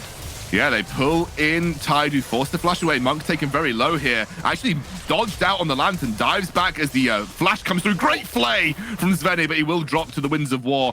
Another pull should get him in. Jakey might have a double kill on his hands right now. They'll be able to chase Brulin through. Another flay comes through. There's the hook, and Jakey will get another kill to his name. Yeah, and that's pretty scary. Jakey getting 2 early kills like this on a Karthus. Any kind of accelerated gold on Karthus, you know, it's Warrior Hour now. If there is some kind of nice thing here for BIFROST is that Tanu actually snuck away the second spawn Grump, and it looks like he's going to be able to get a relatively free gank onto Kakan, given where the wave is, but Kakan is actually respecting it and has the vision. Gonna have to sacrifice a couple of CS here, but I think Tanu should actually just stick around, because honestly, blowing Kakan's flash makes, you know, a whole bunch of difference if he ends up returning here. And letting Keys ahead could be quite a nice-to-have thing. So halfway from the top side, and Keys and Kakan kind of just going at it. Yeah, I think Kakan had to be aggressive here. Did not want that wave to freeze where it was. Had to push it into tower. But that's a lot of damage going out to Keys. Kakan still just kind of mega smurfing this matchup. Even though he's behind in CS and, you know, realistically, given the wave states is behind overall, maybe a bit of a problem now. Keys will get Skull back. He'll have that little damage shield to give him some time. I wonder how close Kakan is to level 6, though. That's the real question. Tanu is here, but will not go any further. Yeah, it doesn't seem like Tanu wants to commit any further than that. Very interesting trade patterns going on the top side here between Keys and Kakan. Certainly not the way the lane should necessarily go, though Cho'Gath does have a lot of percent HP sort of damage in his trades from the E, and Kled has a lot of base HP just because of how the health bar mechanic works with Scar and his own base HP, so can trade back certainly heftily, and as we see, he's got the solo kill.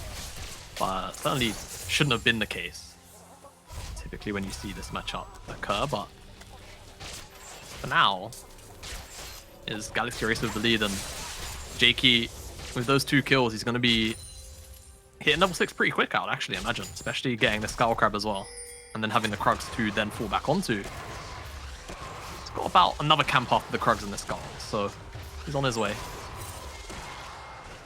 Once Requiem is available, it does kind of allow Galaxy Racer to make quite a few more plays aggressively, just knowing you have that backup 200 global damage available to them.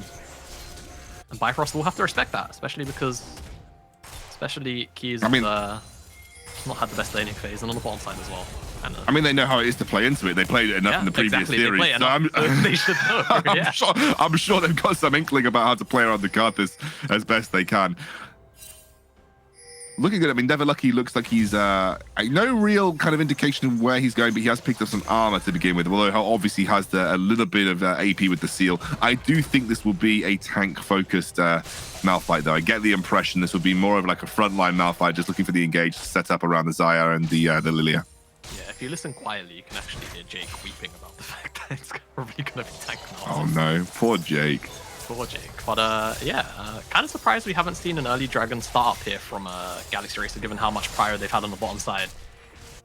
Much more successful Caitlyn lane than we've seen in recency, whenever we've seen the pick show up in the NLC, in my opinion at least.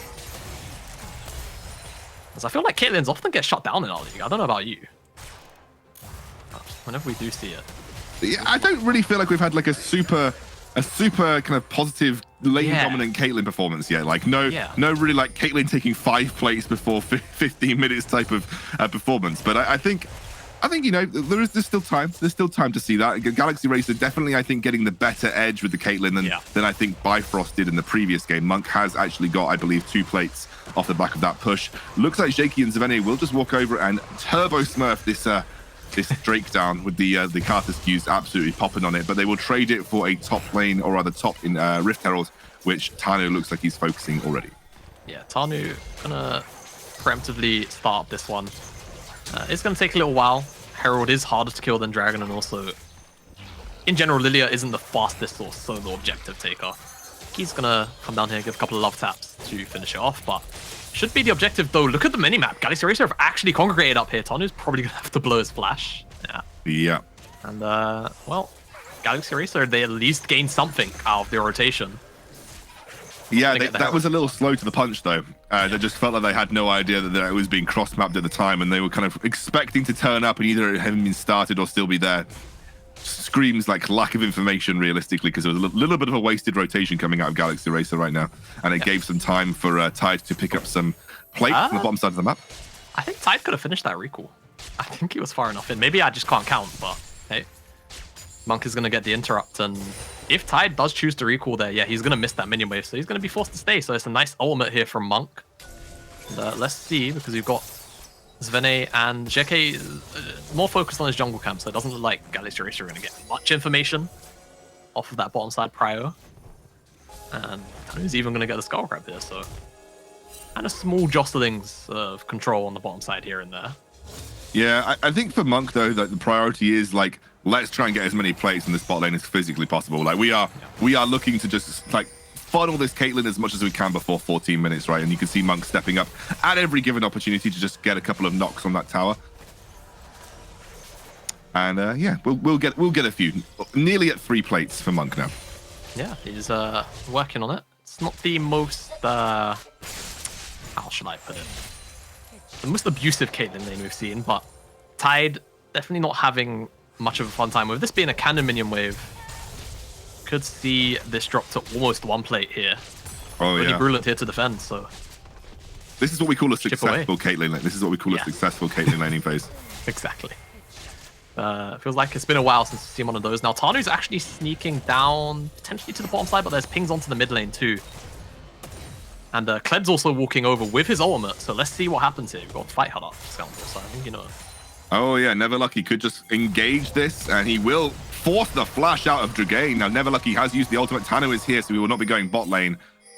They coalesced onto that bot lane as Dragain gets taken low. Will dive forward, going aggressive. Here comes the charge. Drowsy will land. I'm sure Dragain will be the target. The Lantern is there. He doesn't get it, though. Neverlucky picks up the kill. Now Kakan in the middle of the fight. Here comes Galio as the flash is out and now Tide. Surely gonna get another life as Keys picks up the kill. They'll trade 1 for 2 overall, though. Jakey on a killing spree. And this is not bad. It could have gone much worse for Galaxy Racer.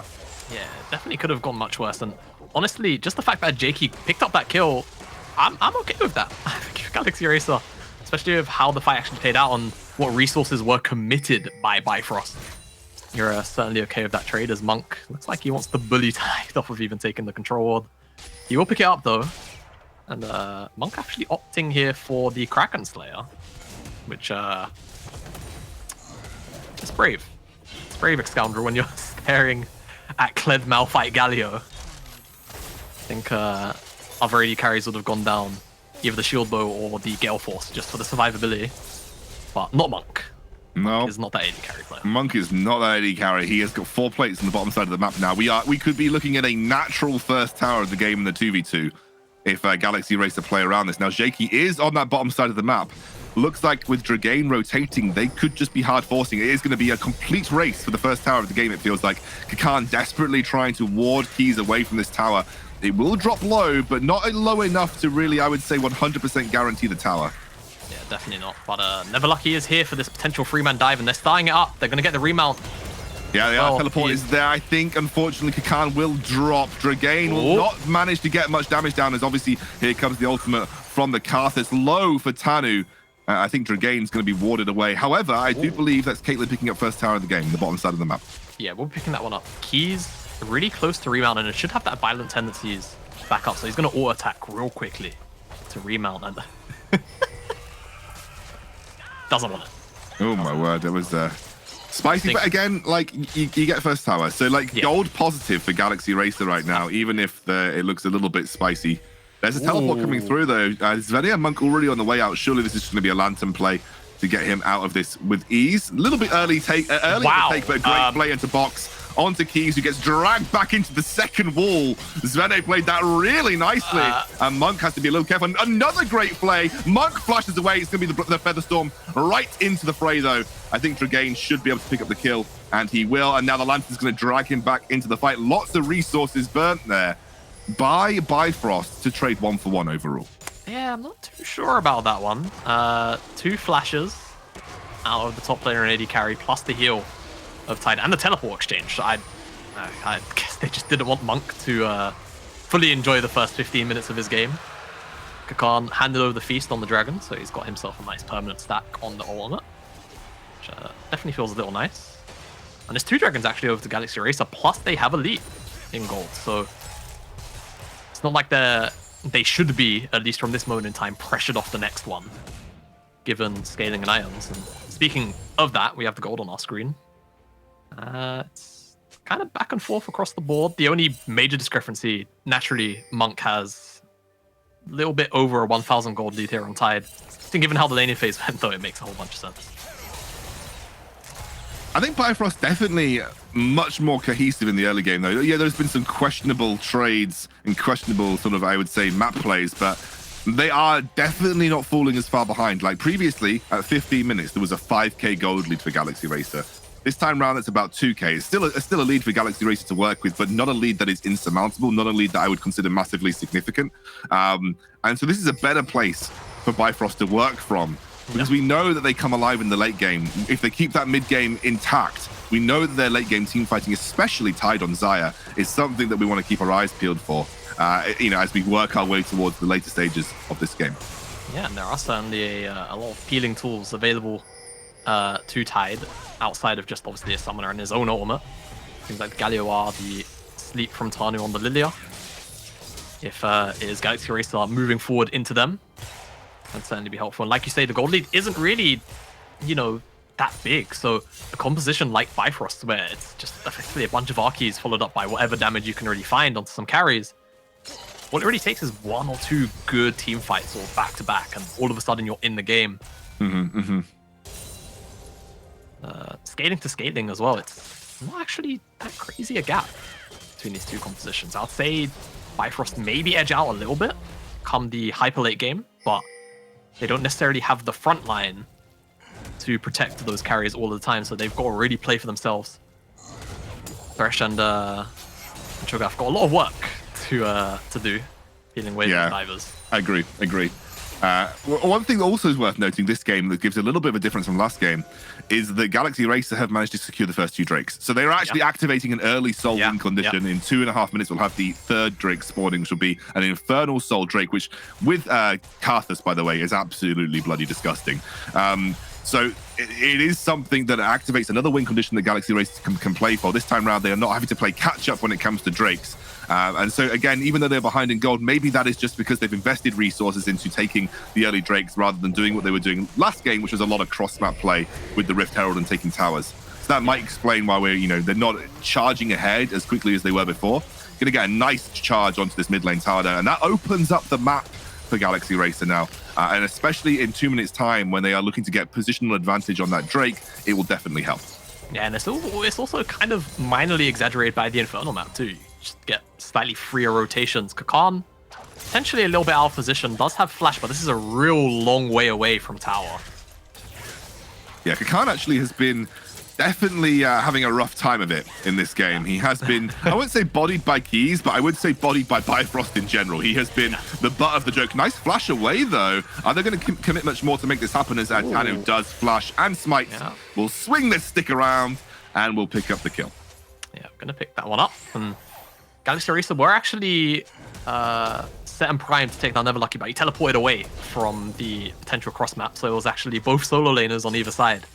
Overextending on that side lane, but Keys, after the pick onto Kakan, should find himself this tier 1 tower, so a nice little bit of injection into his pocket of gold. And, it should be pulling ahead of Kakan with that as well, so gonna be feeling pretty confident on the side lane now, and with that, the gold pretty much dead even. So honestly, looking at the setup, I mean, we take a look at the minimap. BIFROST have all of the vision right now, but they're going to reset, and it's giving Galaxy Racer an opportunity to actually walk forward with the sweeper, and of course they've got JQ with one as well. They could potentially clear out a lot of the work here done by BIFROST in advance. We'll have to see. They have a wave in the mid lane though, so they likely want to focus this one down and then move back into the river. They also have that top lane tier 1 still to take as well, something that they could potentially look to put a bit of pressure on. Looks like, though, with 15 seconds to go until this dragon, it's all about establishing vision dominance and setting up for what is going to be a very important fight for Galaxy Racer.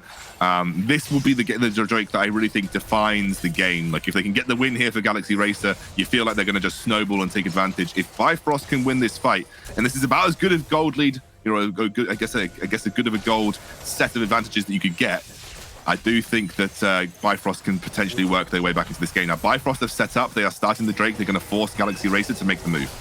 Yeah, they stepped Monk too, so let's see what happens here. I mean, Jakey just wants to go straight in. He has the... Oh, he gets it smited away from him, though. They are taking them pretty low right now. Tanu does not have the flash, and Jakey will pick it up. Here comes the Galio. Hero's entrance right into the back of the fight, and now Monk will get taunted up, but the health bars are just not dropping. That lack of damage really starting to show. And here comes the Requiem. Boom, baby. Absolute whitewash. And Galaxy Racer are on top. Galaxy Racer didn't even lose a single member of that fight, actually, Excalibur. It was just a clean ace, and it sucks you don't get the dragon, but to be honest with you, what you're about to gain likely just as devastating. You're going to strip away the jungle from the top side. You're going to take away this mid-tier 2 to further open up the map and sort of suffocate BIFROST even more. And you've even got this top side wave pushing into the... Monk? Wait. Hello? Monk? Wait. Oh, God. Do you remember back in the day, I think maybe when you were playing like old school shooters, they have like that it was called like a land shark cheat hack. And you used to go underneath the floor, and like you could never shoot them because they were underneath them. Monk's activated his land shark. Yeah, is he he's still... he's back. No, he's back. He's back. Wait, he's floating now? He's floating. He's floating. Oh my God. Okay, replay. Tanu on the dragon. Jakey walks in. He isn't quite able to win out on the 50-50. It is a true 50-50 as well. Unfortunately, Jakey just loses out, but does claim Tanu's life. And on the top side, Keys just dives a little bit too far forward. Eventually has to reposition with the ultimate, but only hits onto Kakan. And the Galio does buy a lot of space, but realistically, there's just not enough damage onto the frontline members. And the back line of Monk, Lucian, plus the Karthus, able to just kind of tear through everybody in their own ways. The Requiem came down and finished up that double kill. Relatively clean fight, all in all. Floating. Is he still observer? Can you I think he's still floating. I think we need to go have a look at Monk again. He's defying the laws of gravity. Yep. He's defying the laws of gravity. What is going on there? He's you know, like the Alistar bug? You've seen the Alistar one, right? That one happens a lot. It's apparently that. As a what? Keys just shadowing Dragain. He's going to face check him. Dragain's going to try and dive away from this one. I'm not entirely sure Keys wins this, though. Dragain will be using the culling to try and take down the kill. He's going to go over the wall. There is a lot of support. My goodness. That's the snipe. It will land. Monk gets the kill. And a little unfortunate for Keys. He did not win that. Tanu might die. Oh my God, just Jakey diff. It's literally just Jakey diff. This guy is a monster. And it's going to be Baron started. Yeah, I didn't even realize Jakey went straight into death cap. Now, normally you would kind of advise against it because of how expensive the item is, but he's just thinking he's got so many kills. He's got so much gold in his pocket that he's actually got it finished right at the time he needs it for this Baron being up. They pick off the jungler, they pick off Keys, who's making an aggressive play on the top side, and Baron is basically as free as it can get. Goodness gracious, Galaxy Racer, 7k out of nowhere off the back of that fight. If you look at the gold difference right now, that is a cliff edge, and we just fell off it. That is a big lead for Galaxy Racer. Yeah, that's insane. And just pretty much off the back of an ace and one Baron. Let's see how this engage goes, though. It could be pretty positive. I'm not sure Jakey's that bothered about getting engaged on, but the shutdown does come through. But it is still a Karthus. He can still have that impact. It will fight away from him. The hero's entrance comes through, and he'll get the kill onto Keys. It's a 1-for-1 overall right now, and Kakan on the front line is just too tanky to kind of ward away. Yeah, too tanky. Far too tanky. And despite the 3-man sleep on the backside by Tanu, there's unfortunately no dive threat follow-up from Neverlucky or Keys, because Keys is already dead. Neverlucky, too far away, separated from the fight, isn't able to follow up on it. I mean, hell, even if he does manage to follow up, I'm not sure entirely whether or not it would even end up still being a positive fight or not. But a 1-for-1, and sort of throwing a spanner in the works in terms of tempo for this Baron buff, you could still consider positive for Bifrost. And considering the fact that they managed to steal away that last dragon, this isn't even going to be solved. So, you know, if we're playing glass half full here for Bifrost, you know, they've got a little bit of breathing room still left, but Galaxy Racer more than in the position to sort of just drive this one home realistically with this gold lead, with pretty much just the items that they have over the opponents. Yeah. It feels so overbearing. We mentioned right at the start, like there was a little worry of damage lacking, and I think Keys is just dead, right? He hasn't been spotted out on any wards. He's going to face check into Jakey. Look at Jakey, 421 damage per Q.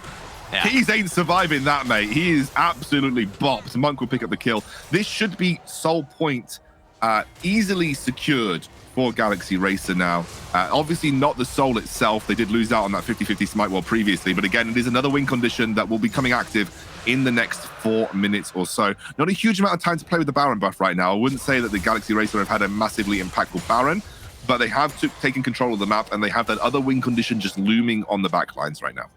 Yeah, I mean, they've primarily opened up the map about as much as sort of necessary. By the time a next Baron buff spawns up, they can look to crack open the base, assuming Bifrost don't make some kind of weird play right here and lose the game before it even gets to that point. But Jakey's gone. Oh my god. Jakey's gone, just absolutely bopped. Now Monk caught out by himself. He'll be the Requiem coming through. That is going to be a flank charge coming through from Keys, but he really doesn't have the damage to threaten Monk massively. The hero's entrance is there. Monk will survive with a sliver of HP and a double kill now for Dragain. I think Bifrost went for the Hail Mary, but Mary wasn't listening. It's going to be an absolute slaughter as the ace in the hole comes through. And Galaxy Racers should be able to push down mid. It may even be game, as Svene is going to chase Tide around the map. Yeah, Svene, happy B. Thank you very much, Svene. And Tide, not going to realistically be able to recall. Is it? Oh. Oh, no. I mean, Svene's going to die, but he's doing his job. You look at the base of Bifrost, and it's going to be open up in the mid lane. It's not actually going to be opened up on the bottom side, though. So. Really? Are they even going to get inhibitor out of this? Wait. Wait, what's happened here? Huh? Monk didn't want the tower, apparently. I mean, can we get a look at... I think Monk went to the bottom side and Kakan went that. Yeah. Yeah, so... Okay, well... Ooh, by Galaxy Racer. Yeah, not a great conversion from a team fight there. That's like sort of just being past the sweat on FIFA, and you just miss. You know, like the 3-yard shot. All right, well, Galaxy Racer take about as little as they probably could have gotten from that fight. But the map state, the gold state still remains, so it's not the strangest thing in the world I've seen. Monk doing what you do in a normal game where you're like, don't end, I want full build. Or it's like in ARAM, you know, if you're having fun in ARAM and you get that champion that you just really enjoy playing, and you're just winning really hard, you open up the Nexus, you're like, guys, don't end, rush the fountain. That's a rough equivalent of what just happened on our screens, but hey, gives us more League of Legends to talk over, so I'm not going to complain about it too much. Yeah, we have 2 minutes 30 until the Infernal Soul pops, and obviously we are waiting for that second Baron to spawn. Now, I think even despite the scoreline looking better for Tide now, it is still a big mountain to kind of climb to get Bifrost back into this game. I am still worried about that lack of damage that I think they have as this game progresses. It doesn't feel like they're threatening Monk especially enough. And even if they're going all in on Jakey, he can just whack that ultimate down. He can still have that impact for a few seconds once he drops out of the fight. So Galaxy Racer seemingly having the edge. Oh, wait a second. That's going to be a nice pick onto Jakey. He will go to sleep for the first time being. He'll get taunted up. And again, dropped very low. That'll be the kill going over to Tide. And they will taunt up Monk, but the Requiem, it is just absolutely huge. And Galaxy Racer again. I don't know how many times you have to do this, BIFROST, but the formula just ain't working. Jakey is not your target. Galaxy Racer get another big win in a team fight. Yeah, they find the Carthus, but again, it's just not really enough. Monk is online. Dragone, actually, despite his very strange build, which I've just caught onto now, it's still enough to keep Galaxy Racer afloat. And we'll get the replay here as the sleep comes down onto JK. And with the engage coming forward, they just managed to pretty much burst him 100-0, but look at the passive. It's the fact that he's got the Defile up, and now BIFROST are kind of forced to either back away or run into Carthus. And that on top of the Requiem, on top of all the kiting damage coming down, the Feast even from Kukan helping aid burst the diving threat onto Monk, it's just too much. It's too much for BIFROST to handle. They don't have enough gas in the tank, it feels like, left. No damage to take down any more key members outside of the initial engage. And I'm just kind of struggling to see. It feels like beating your head against the wall. Like, the definition of insanity is trying the same thing over and over again, expecting different results. And right now, it feels like BIFROST are going a bit insane. They've tried the same thing 3 times, and it just hasn't worked. Maybe we should try something different. What this says to me is that none of the BIFROST members have played Far Cry 3. That's pretty much it. And if you get that reference, thank you. But yeah, they have position on this Dragon. Galaxy Racer actually seem more interested potentially on the Baron, which, I mean, to be fair, you trade a Baron for an isolated Infernal Dragon any day of the week. So I honestly think it's just Monk floating buff. Yeah, Monk floating buff. Yeah, he's ascended. He's ascended. He's literally he's ascended beyond the regular plane of AD carries, and he is literally just now godlike. Monk has become a deity of AD carries. He has ascended above the rift. Everybody. Yeah. It's ascended Monk buff. Yeah, and one of the first super positive games out of Monk we've seen, as much as we do joke about Monk in terms of just sort of the mid-lane shenanigan days. Certainly not had the best showing in the relegation so far, but finally able to shine a little bit as the sleep comes down onto him and Dragane though.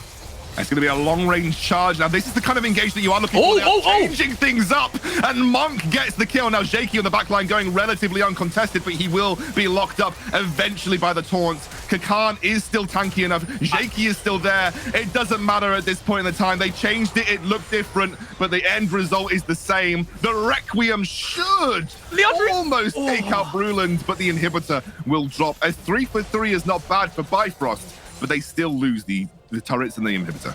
Yeah, they still lose the top side inhibitor. Mid lane still got supers pouring into it, and there is a bottom wave pushing, but I think Galaxy Racer may just sort of auto push this one in so they will bounce back out, and then by the time Galaxy Racer are back out onto the map, they can actually siege onto the mid lane and onto the bottom side.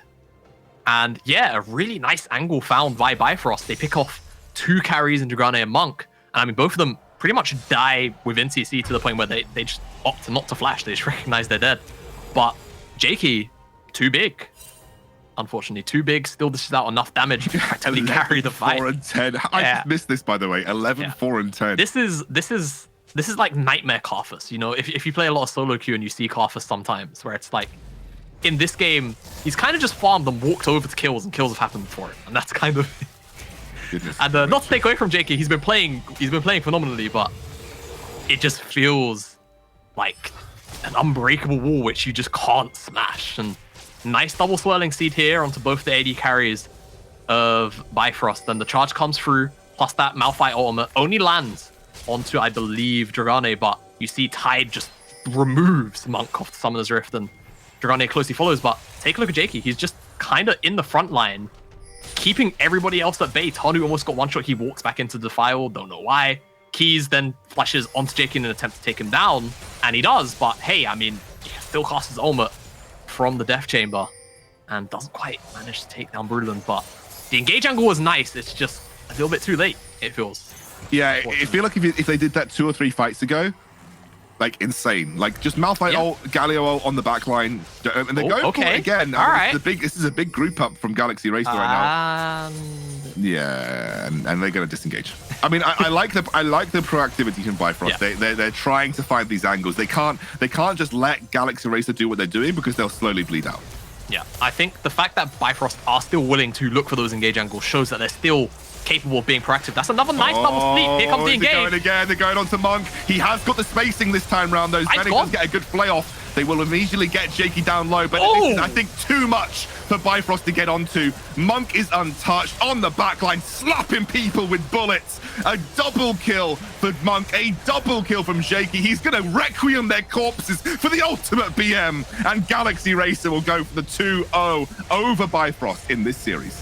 Yeah, 2-0 now for Galaxy Racer. Bifrost, one more game, and that's it. They're going to drop to the lower bracket. Galaxy Racer coming out swinging this time around in the matchup. If I recall the Telemaster finals, it was Bifrost picking up the first 2 games, Galaxy Racer picking up the next 2, and then Bifrost winning out in the final game. So let's see if we get some kind of mirror of that. But honestly, Galaxy Racer this time around looking much better than they did yesterday into Bifrost here. And Bifrost, they kind of just look a little bit lost, or at least in this game, they looked a little bit more lost than the last. I think they just need one true solid win condition to actually play through, because even though they've got these ease of execution comps, it doesn't seem to be working for them, which is kind of strange because that's normally what you pick these compositions for. I think, I don't know, it's just one of those things where you have to go truly back to like roots League of Legends, you know, play through mid lane priority, move it down to the bottom side, play neutral objectives. That's the only thing I can think of now, because they come out like that again, Galaxy Racer are just going to wipe the floor of them, I feel like. Galaxy Racer definitely came prepared to this series. They're not underestimating Bifrost. They're not trolling around. They're coming full force. And Galaxy Racer certainly looking like the strongest team in our relegation competition right now. We're going to go to a short break. When we're back, our analyst desk will dive a little deeper into that second game.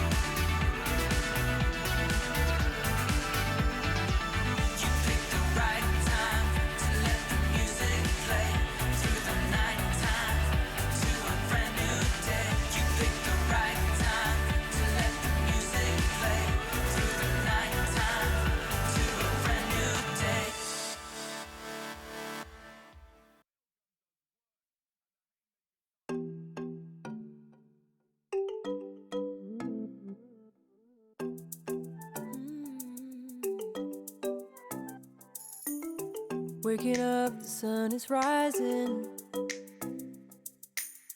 We can go anywhere, do anything. Put your hand in my hand, let's explore.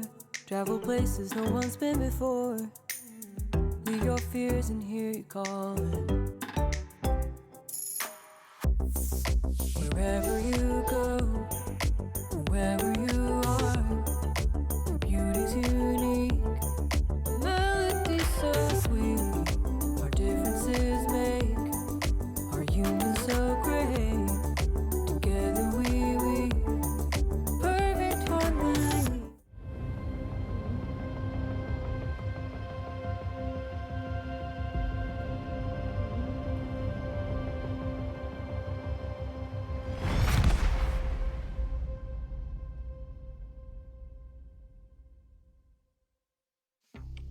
We're back! Hello and welcome back as we are 2 games in to our game of League of Legends, our best of 5 between Galaxy Racer and BIFROST, and Galaxy straight up smurfing it so far, guys. Honestly, I just have to say one thing. It feels like a big diffy in the jiffy, but that's also because Galaxy Racer are making Jakey's life really freaking easy. And when you free a jungler with that much potential to do whatever in the world he wants in the jungle, this is where he literally runs it down the good way. He runs it down straight to the opponent nexus and kills it. That's what I feel like Jakey did this time. They banned every single proactive jungler he had, and he's like, what you think you can do, I can do better. He picks the Kathas, and like, even if you look throughout the fights where he died, his dying position was absolutely perfect for the champion that he was playing. So honestly, 10 out of 10 for Jakey so far. Yeah, and we heard Sven talk a little bit about it in his interview after the victory yesterday. This is a team that has very much been accustomed to a style of play where Jakey is the guy you're going to be playing for, even going as far as saying as a support, he sometimes feels like he's laning more with the jungler than his actual AD carry. And that just goes down to that they are investing a lot of time and resources into Jakey, and it's working wonders for them because this guy is an absolute maniac in the jungle. He's been absolutely stellar so far, and I can't wait for the third game. All right, guys. I don't know which one of you is doing the drawing board, so I'm going to bring it up, and then whoever's doing it, take over. And we're back in the Drake Pit here. So let's take a look onto the Drake Pit. Let's take a look onto the map, and let's see what we've got covered here. I want to look at what color I've got here. We're going for orange, right? Mid pressure gained from the side of Galaxy Racer, which means that they can come in from the side of the river here. Actually, having set up traps here. A bit Still not an arrow unfortunate. bulk. No, I was about to say, just drawing lines, mate. Come on, let's do it right.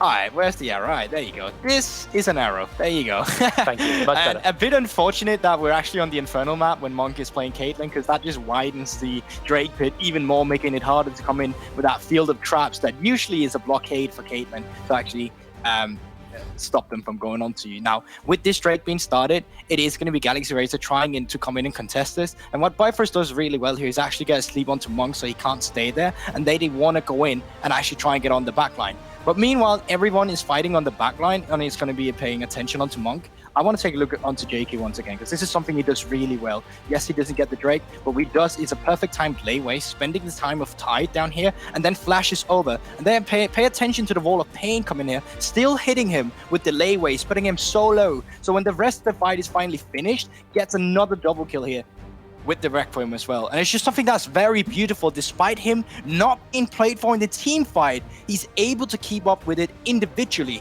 And that is one of the reasons they do so well as well. The dude sneaked in, sneaked out, no one saw him. He steals the dragon, he kills the opponent jungler, he chucks down the 86 to 1 HP. He's like, yep, my job here is done, I guess. Gulborg, actually, I did just get a little update from you. So we talked about it in the last section. Show us your little pony.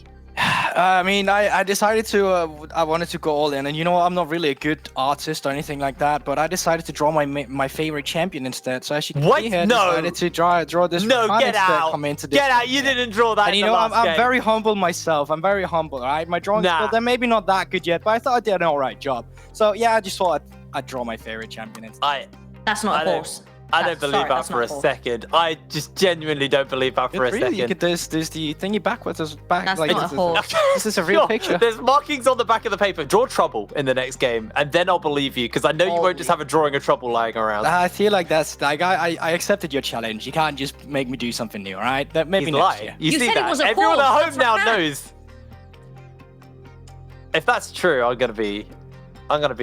That's crazy. Anyway, I still don't believe him, but one thing I do believe is the side selection from our admin. Now, Bifrost have selected. Well, Bifrost are on blue side this time. I believe it was Galaxy Racer that chose the side. I think I'm maybe talking out my bum a little bit here, but yeah. So blue side for Bifrost. What do we think this means going into game number 3? It's definitely going to be interesting. They've struggled to actually get priority around when they were red side. And I think it's just going to get even harder for them now. This first pick that they're going to be getting, I hope it's going to be a nice priority to take either the Tristana or the Lucian, or maybe one of the picks they can get for Never Lucky to really get that priority out there for him. Because I think despite Bifrost not doing too hot, Never Lucky has been the shining knight for them, the one who's not inting. So I would love for them to get a priority pick onto that. Yeah. Sorry, I thought Trouble wanted to speak. She threw me off there. Anyway, guys, we are getting ready to go into game number 3. So what we're going to do while we're in this break, we're going to just sit back, relax. Oh, lovely.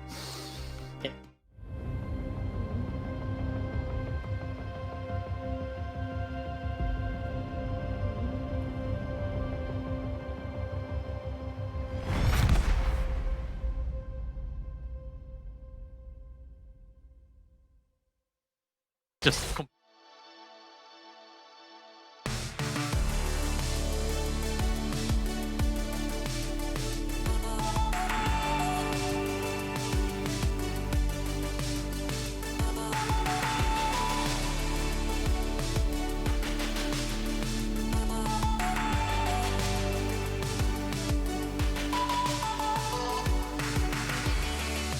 What's up, diversity? Hey, yeah. The birds sing higher with the breeze. Hey, yeah. Hey, yeah. Over the seas, the blue and the green. You got the power. You show the way. You got the power. Natural grace. Over the seas, the blue and the green. The air I breathe. You give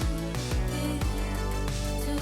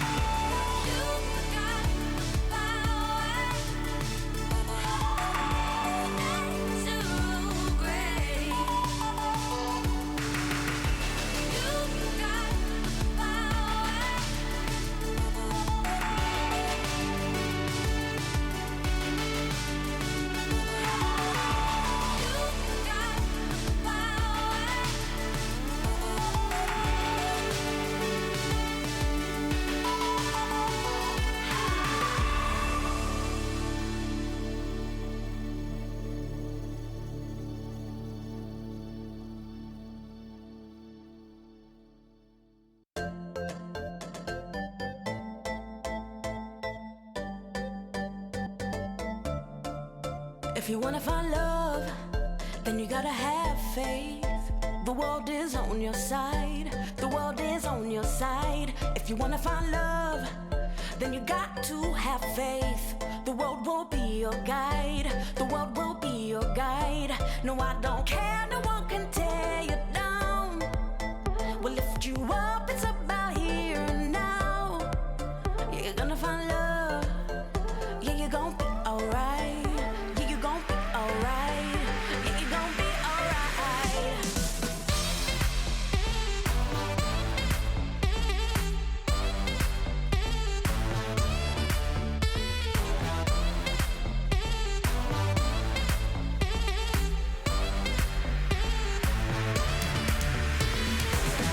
Love like Bonnie and Clyde. Love like right till we die. Down like thieves in the night.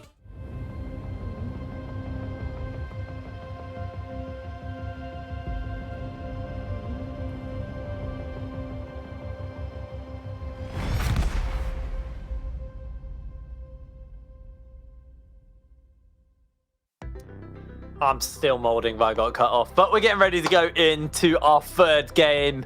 Ooh, surprise, surprise. Echo banned away once again in this series. I think the There's next one first is going to ban. be Nocturne, and then it's going to be Yone.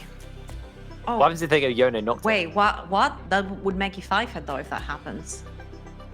Tristana? Wait for it. No, wait for it. Hold. Hold your horses. Oh, Oh, that's the there it first is. one. That's Oh. the first. Oh my god. Okay, I might actually be onto something here. I think I figured Galaxy Racer's ban pattern out. For some reason, it seems like they just want to ban out these solo laners in the mid lane.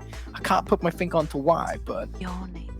oh, that's going to be a good question. That is going to be a good question. Will it be the Yone coming in as the third one here?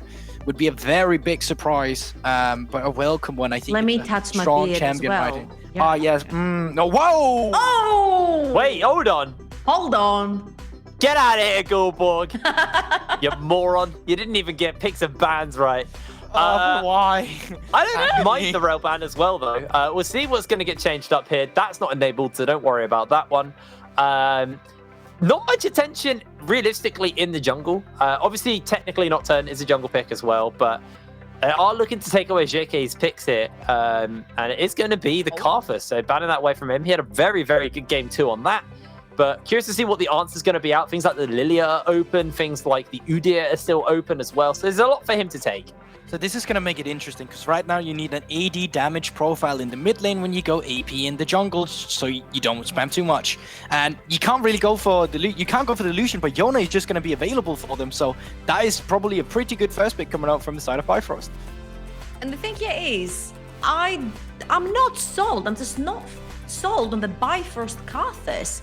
We literally just talked about it. We're like, yes, Tanu can play the champion. Yeah, he's great at it. But if the rest of the team doesn't follow up, if they don't know how to play around, if they don't know how to play macro with it, then it will just all fall apart in the seams. And that makes it that much harder to play when you have a jungler that you have to play for, especially when the laners, the solo laners, have not done particularly well in the previous few games. And now Jake is like, great, you're gonna go for the Karthus. I'm gonna go for something that hard counters it. I'm gonna have endless prior in the mid lane with the Lucian yet again, and then I'm gonna steamroll over that Karthus to the point where he's gonna need another 30 games to scale into the game.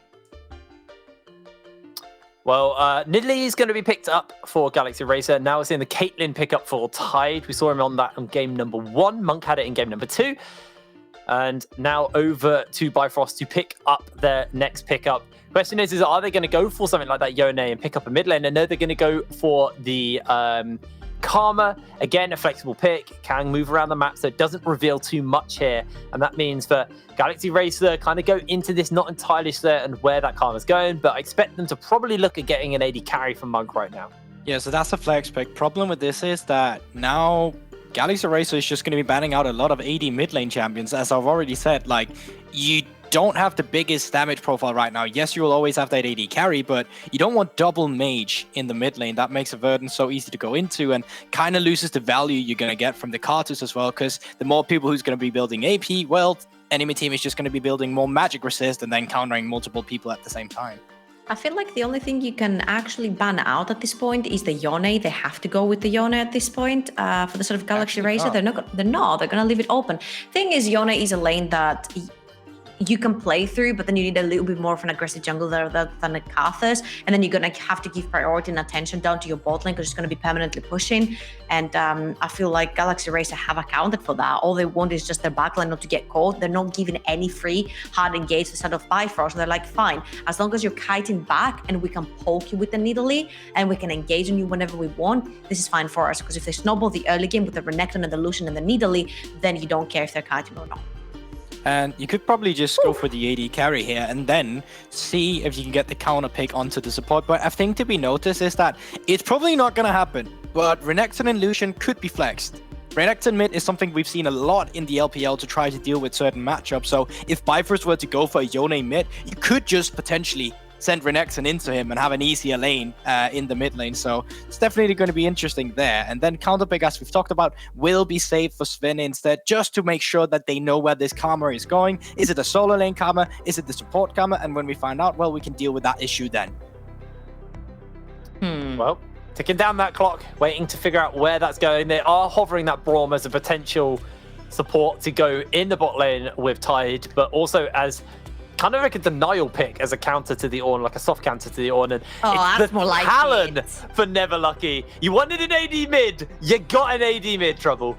That is so much more likely because, again, if you pick the Braum and you put it together with the Caitlyn, you lose all the priority that you build up together with the Karma and the Caitlyn down the bot lane. So the Talon makes so much more sense here. You get so much roaming, you get the hard push in the mid lane, you get to get into your Karthus' jungle and try to help him if a potential Nidalee sneaks in. You get to go to the bot lane and create troubles down there. You have the Ornn for the extra engage, and then Galaxy Racer on the other side, again, have a very snowballing composition. They have a really nice engage with the Ashe. They have a lot of survivability with the Nidalee and the Lulu, and it feels like if you get poked down and engaged upon, someone dies. That being said, you are extremely squishy on the side of Galaxy Racer. You give much room to the Talon, you give much room to the Karthus, AD and AP burst both on both of them. You're gonna run into trouble if you're even. And one of the things we were talking about in that last game while we were watching it was Monk always looks great with a Lulu. Monk looks great in like enchanter metas. He's got the Lulu now for him. Ashe I think Lulu. if you ask any ADC, they're gonna be like, just please play Lulu. I was talking to Unforgiven and he's like, I don't care what my support wants, I just want a Lulu next to me. And I'm like, I get it. You guys are all whiny and you just want to be babysat. I get it. Speaking of whiny, Gulborg, give me your thoughts on this. Wow, okay, I'm not gonna... Wait, this is horrible, because if I complain about you calling me whiny, then I'm whiny. What is Yeah, this? Exactly. That is just horrible. I would have honestly loved seeing the lane swap from the top laners there, so the Renekton was actually going into the Talon to try and punish that. But I think the Talon is going to be really spicy. If you can make that work, get priority against the Lucian, you can open up the map again against the Caitlyn, and that's what you're going to be looking at. On the other side, you're going to be looking to stopping that, and if you can scale into that, just have... Actually, not scale. Have the priority early with that AP jungle we saw coming out from Jesky, and just play around him. See if you can out macro the map. Meanwhile, they're going to be trying to force bot lane. Well, we are getting ready to go into our third game of this best of 5. I don't actually have a funny quip ready, so I'm going to throw it over to Excoundrel. Waffles. Yeah, that wasn't funny. Okay, so let's get into the game, Jamada. It's a spicy one. It's a Talon. I have not seen Talon in competitive for quite some time. It's very much a never lucky pick, but it feels like it could go massively. I'm trying to find another synonym for tee up. But it's essentially, it can go very badly wrong here for Never Lucky if they don't manage to snowball it. Yeah, so Talon, interesting champion. He's seen a lot of variation in builds over the last couple of patches just because of, things like Gore Drinker coming in and out of flavor, even Stride Breaker once Gore Drinker was gone. But I would imagine we're probably going to see something like Prowler's Claw. And you could even see something real cost efficient like the Serpent's Fang here as a second item because Vene's in the game on this Lulu. And it does make for a really fast 2-item spike just because I think Serpent's Fang is 2.6k gold or 2.5k gold. It's really cheap. You get about 55 AD and 18 lethality plus the shield like cracking damage capabilities, bonus. Yeah. So Never Lucky, if he can get going, into the likes of what is effectively 4 squishy champions plus a Renekton, he's got a lot of assassination targets. So yeah, it's about getting there though. That's the issue. And versus a Lucian, where you're likely not going to have a whole bunch of priority, it can definitely be tricky. So I think it's really going to be up to him to do his best with whatever lane state he's kind of handed by Dragane, and sort of move whenever Dragane perhaps resets or something like that. He's got to find these really minute windows and make the most of them. And that feels quite difficult to do when obviously there's a lot of pressure on your shoulders to perform in this game as well. Now, Tanu has got his Karthus, something that was denied from him in the previous game, something that we know that he can find wins on. There's very much a good late game team fight around the Talon for here for Bifrost. Whereas it feels like for Galaxy Racer, this is kind of like a go hard or go home comp. Yeah, in a way, this is kind of a sort of a really aggressive composition coming out here from Galaxy Racer. There are some scaling elements to it, of course, when you have the Lulu and you've got a double AD carry. And even with Nidalee, I don't think Nidalee is likely to go the support build in this kind of game where she's sole AP, but you kind of get the idea. But I agree, it can definitely fall off. The Lucian is really short range, so he is going to have to put himself into a fair amount of danger if he wants to get a lot of DPS off outside of the culling. So if they don't really get going, I agree. I think that Galaxy Racer could find themselves struggling a little bit here, especially with this really big curveball pick like the Talon. It's not something you get to practice against a lot. And in solo queue even, it can be banned out a fair amount just because there are quite a few OTPs in higher elo. So we'll see if this Talon can catch Galaxy Racer unawares here or there. It's very on brand for Bifrost as well. Very, very on brand for Bifrost, given that they kind of came out of the Telia Masters Grand Final series saying, yeah, they just underestimated what Never Lucky could play. Like, he can play everything. He's got a huge champion ocean. And this is like one of the most on brand picks I've seen from that statement coming out of this. Yeah, I guess interesting to see Monk on the Ashe again. It is something that he is obviously quite well known for, alongside his Kog'Maw, kind of being like two of those champions that he was always kind of known for. And he is paired up with one of the best supports to throw Ashe with, which obviously is something that can help alleviate the stresses of a Talon, which is, of course, that Lulu. Yeah, and this pairing in general was, at one point, sort of later on in Season 10, considered one of the stronger bottom lane duos. The Ashe and Lulu have obviously received quite a few changes between the two since then, but certainly can hold their own into something like Ashe Karma eventually. But for now, Never Lucky now, so aggressive. Oh, goodness gracious. Well, Tanu gonna flash? Okay, no. It was close. I'll give it to Never Lucky. I mean, I think there the key thing was that I don't think Never Lucky was actually able to proc his passive. If he did get that bleed through, then I think that would have just been a 1-for-1 solo kill trade, but unfortunately, wasn't the case. And it kind of just walks out with a freebie. Not a good look for a Talon in the mid game. No, get solo killed by a Lucian early on. You start to worry about that snowball potential where Kakan now will allow the spear to land here onto Keys, who is going to be forced to flash away. Don't think they're going to commit much harder than that, but it is a flash in the top lane already burnt, which is a good look for Kakan. Yeah, and not only that, the wave is actually pushing into Kakan, so Keys is going to... if he can find the spear, it would have been nice, but yeah, Keys is going to most likely have to teleport back up to this tower, which he is going to do now. Tanu? He saw it, right? He saw his Gromp. Okay, well, there you go. I think we're going to have a... Wow. Not look, yeah, Tanu gets the kill. I was just kind of waiting for it. I was just kind of looking at it happen. Yeah, a little bit overeager there. I think not taking into account that Tanu literally showed mid with the full clear CS and then would have likely have just recalled and walked straight back to his Gromp, which I don't think Jakey actually stole away. So just handed over a Karthus a kill and leashed the Gromp for him. And now he's going to full clear all the way back down to bottom. Okay, hello, Never Lucky's here. Looking for this roam. This could be good though. If Talon couldn't get himself a kill, it will put him straight back into the game. Yeah, and it's also a pre-6 Renekton too, so can't even look for that good 2v1 potential. Never Lucky is up, will be forced. I mean, the flash is a bit... It was a yeah. That was a yeah. Yeah, it's not ideal either because Keys actually ends up securing the kill credit. Oof. And whilst, yes, of course, brilliant, it is going to be Never Lucky there. He doesn't get the full gold, which is kind of what Talon scales off of more than anything, even levels to some kind of degree, just because you want Prowler's Claw as soon as possible. Your damage spikes so significantly off of the Falle. He's gone for tier, by the way. I guess that's just to alleviate early mana issues. Yeah, it could be mana issues. In general, though, Mana Immune is a pretty nice item to have when you're going this lethality kind of build. Just a flat amount of AD it can give you. It's pretty bonkers still. So that in tandem with the highly fallacy numbers, you will end up with more damage than if you didn't have a mana immune, probably. But speaking of damage, Tanu. Oh, Monk, I think he's going to be forced to flush away here. BIFROST may even get the...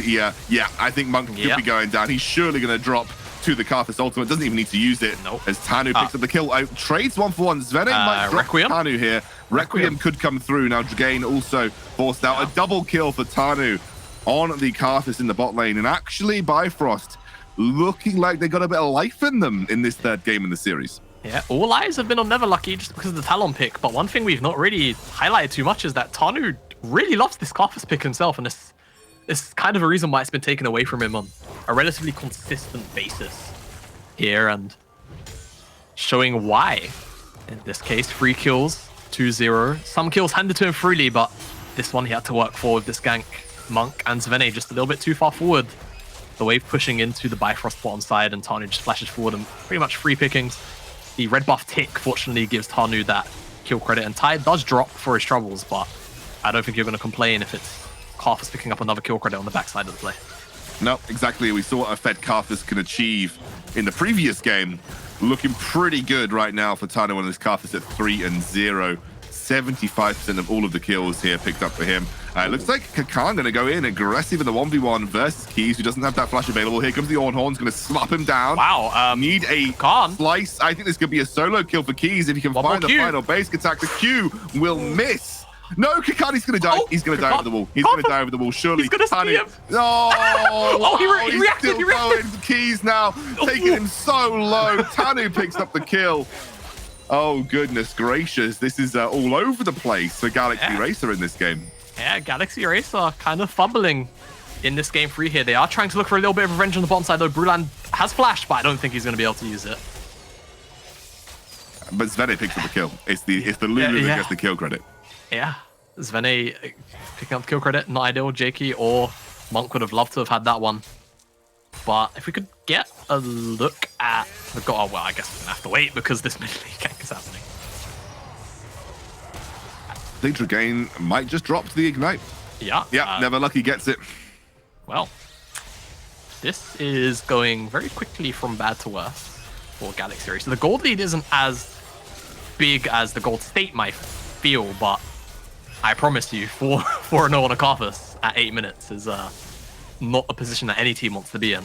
Nope, I absolutely agree, especially with the likes of Galaxy Racer, who really did want to kind of get rolling in this game. They wanted to be the ones being proactive and kind of forcing the plays, but right now, you know, you don't want to be playing into any neutral objective areas with a 4-0 Karthus, just throwing the Defile on the floor. They can't play around this Rift Hold. Another roam coming up top here for Neverlucky. He's permanently across the map, shoving that mid lane wave in and just looking for a roam opportunity.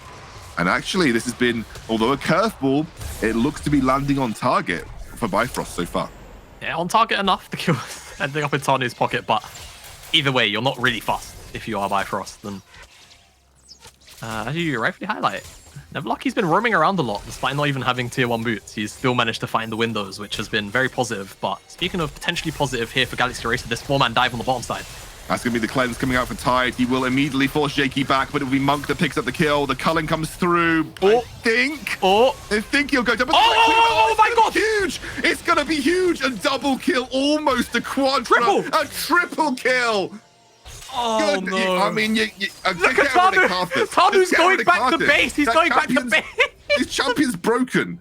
Champion's disgusting. He was in base. He was in base and he just got a triple kill. In base, he cast his ultimate. He was like, oh, I just got 3 kills. I guess I'll just walk back to the platform and buy myself a damage ice. Oh my goodness. Tanu is, he's scary right now. Even has 7 Dark Harvest stacks to his name at this early point. We just get a look at the dive here. And I mean, it's nice tower aggro juggling between the multiple members of Galaxy Racer, sure.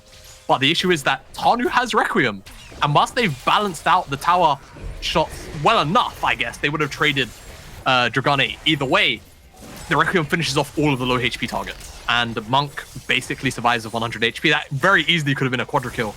I believe in the picture-in-picture, the Herald got dropped in the mid lane. Didn't quite get to see who the gold went on to, though. As, engage here.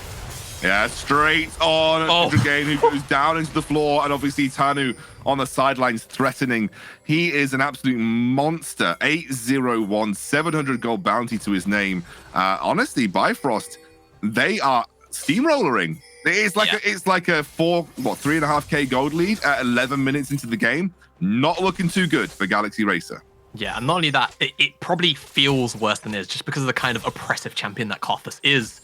There is no real long-range engage here for Galaxy Racer, right? They've got the Asher, and that's kind of it. And even that's non-committal. Somebody could pick up a Mikhail's, i.e. just Brutland, really. And then all of a sudden, Galaxy Racer don't even really have engage options. They have to find really weird flank angles with the Renekton and things like that. Tanu in this kind of game can just kind of go untouched from this point on. Picked up the Sork Boots on this reset too, so even more damage. And this is what I'm talking about. It's the only way that Galaxy Racer can find a way in. They're going to try and get onto Tanu, but honestly, I don't think this is the play that you want. It's going to be onto Tide, who gets taken down very low. Jakey over the wall will start taking damage from the tower. Here comes Keys on the flank. Jakey will drop to Tanu, who is absolutely bopping heads at this point in time. Zvene will give up his life for a double kill on the Karthus. It is all going horribly wrong for Galaxy Racer. All horribly wrong, and they're still chasing down Dragane. I don't think they're okay. Flash forward. Yeah, they are. Yeah. Never Lucky picks up the kill. Yeah, Dragane is never lucky there, really. With Talon having flash keys. Kind of greedy pathing. I think he honestly is just going to die. Nope, not yet. Requiem's still a thing. Oh, okay. Yeah, Good night, Monk. Requiem's a thing. Monk's dead. Goodness gracious. And Kakan's likely going to have to execute potentially. He's dead. All right, well, he's just going to die anyway. And looks like they're going to try and donate the kill over to Never Lucky. It's going to take a while.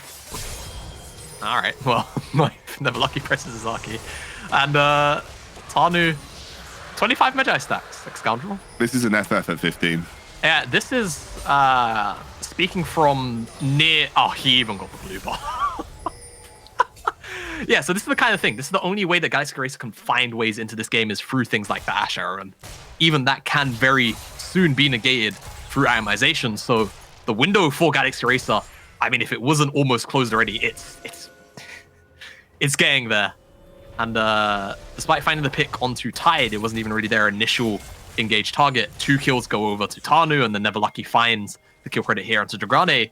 I believe that one should have given Tanu his 25 stacks, but if that one didn't, then the Requiem, after the somewhat botched tower dive here onto Keys, certainly did. Monk's going to die to that ultimate, and Kakan, so it takes a while after he does find his man in Keys, he drops. And unfortunately for Galaxy Racer, they sit in a situation where, I mean, this is Scrims, I'm asking for a remake or an open. You got an 11:03 Karthus at 13 minutes. This is a GG Go Next remake. Now it looks like the bot lane turret being heavily focused down by Monk and Zvene, but they will not get the final proc of the tower. And actually going to get some support from Keys and Tanu, who are going to stop this first tower of the game going down. I recognize something even more disturbing than everything else about this game, Scoundrel, and it's that Tanu is the highest level in it. Oh my god, he's a level 11. Do you know how much look at his gold lead? 12. He's got 4,300 gold lead. He has practically the same amount of gold as enemy mid jungle. Yeah. That's disgusting. Taken down this is very a big low. shutdown. Not dropped just yet. This could be a shutdown going over to Tanu. He is very low, and it will be a shutdown for Jakey. Now, this could also be a Requiem coming through, but he'll drop to Brutland in the end. Here comes Keys on the flank, trying to threaten Monk, who does not have that ultimate from Zvene to work with right now as they kite backwards against the pressure coming out from Brutland, who flashes forward. Never Lucky trying to look for that parkour move to take Monk down. Won't quite find it, but he can very easily get over another wall. They will back off, though. Still, it's an okay result for Galaxy Racer. It's a big shutdown. Yeah, I think just on the back end. Oh, wait, I don't think this is over. No, it's not. Keys is actually going to be forced to dive away here. Brutland. Okay. Yeah, never mind. All right. It's bullying. Bullying. Absolutely bullying. Oh, my God. He's back at 21 stacks already. Oh, my gosh. Wait, did he buy a Zhonya's outright on his last recall? What like, as in, like, before he died? Like, before he died. What is the cooldown on his ultimate, by the way? It must be really... He must be obviously it's below 2 minutes. Yeah, there you go. Yeah, that's pretty spicy. He must be obviously got a huge... He must have stacked out on Ultimate Hunter, right? Like, so... Yeah. Do you know what I'm not looking forward to? I think he probably has Ravenous Hunter though. Oh, he went yeah, Ravenous, he does. okay, yeah. Do you know what I don't want to look at the damage graph after this. No, nor do I. That's what I'm not looking forward to. Tanu's gonna dwarf everyone in this game. What, I feel bad for you because you're like, okay, right, just going to think about how to analyze this game. I mean, yes, look, 12-1 for Karthus. No, yes, okay. no. Now, Scoundrel, what you're underestimating is that I just spent an entire split casting the UKLC, so I'm good with these kind of games. Yeah, having a lot of fun here right now, but I think rightfully so. Galaxy Racer, they're not necessarily out of it, but it's one of those things where it just feels like it, and stuff like this kind of just emphasizes why. Yeah, Dragain just cannot get through that front line of keys, and here comes Never Lucky on another roam. Unstoppable 5-1-2 Talon. He's been like the sideline talking point, though. It really has been Tanu that has kind of dominated this game so far. Yeah, it has been. Tanu, highest level in the game, more gold than the mid-jungle of enemy team, and another engage. Oh, 400 damage onto Monk. He gets bobbed by 3 Qs. 3 defiles, and Monk is in the ground. Galaxy Racer 20-8 kill scoreline, which is absolutely nutty when you think about it at 16 minutes into the game. But Galaxy Racer desperately holding on where they can. Yeah, they're trying their best, but I think realistically the issue, or the bigger underlying issue here for Galaxy Racer is their composition just doesn't really have many fallback mechanics. And okay, Flash Force. BIFROST being a little bit over-aggressive, actually, here. They could potentially get punished. Yeah, it looks like a... Oh, wait a second. Jakey gets the snipe. Kakar might be forced to dive over the wall. He is with the flash. They'll take the kill, and they will back out. Looks like... Oh, Never Lucky just gets the kill on Svene. Yeah, not sure what happened in that engage. Yeah, I'm not entirely sure either, but Never Lucky, this game, not playing to his namesake. He seems to be finding fortune everywhere. Mm-hmm. Looks like Tanu has to be a little careful. They obviously have the Ash Arrow to work with soon. It's not coming up off cooldown just yet, but it is this Drake, which will be the second of the game for either team, I believe. Yes, should be the second Dragon for you. Oh, Keys don't do it. Oh. Very low. Is he still going to die?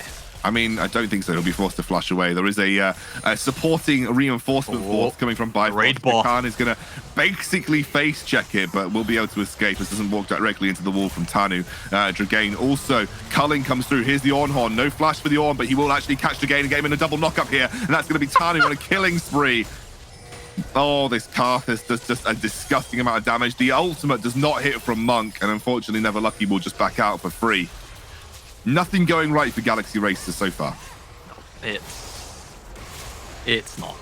I'm trying to find a particular phrase, but I can't quite get off the tip of my tongue. And yeah, I mean, 2 dragons. Fortunate, I suppose, for Galaxy Racer that it's not going to be an instant 4-dragon rush to a soul, but...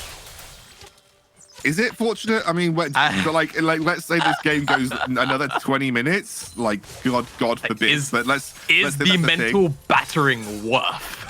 Yeah, but also like even if you get that far, does that even favor Galaxy Racer? Like, no, you know, it probably doesn't. I think when you also factor in the fact that Ornn is going to start handing out items to sort of buffer the gold lead even further.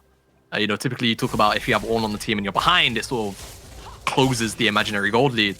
But in this case, it's just going to make it worse for Galaxy Racer. So yeah. It's tough. I'm not feeling good. No. I think you ban Karthus or you take it. I just feel like Tanu, like either of these players on Karthus seem to be just dominating this series. And I feel like Tanu, he was like one of the big win conditions along with Tide in the previous series. So just don't give him something that he's super comfortable on, which this Karthus clearly is. Yeah, Karthus truly is one of his comfort picks here and demonstrating why. As he's bullying out currently 3 members from the river, practically by himself. Just 1 Q does so much damage at this stage in the game. He didn't actually go for the death cap rush, which we saw in the previous game from Jakey. He went for a more defensive, kind of like teamfight orientated build with that Zonya's as well. But the Medjais is more than making up for it. Yeah. Goodness gracious, 25 stacks still. He's hitting like a truck. Wait a second, Jakey.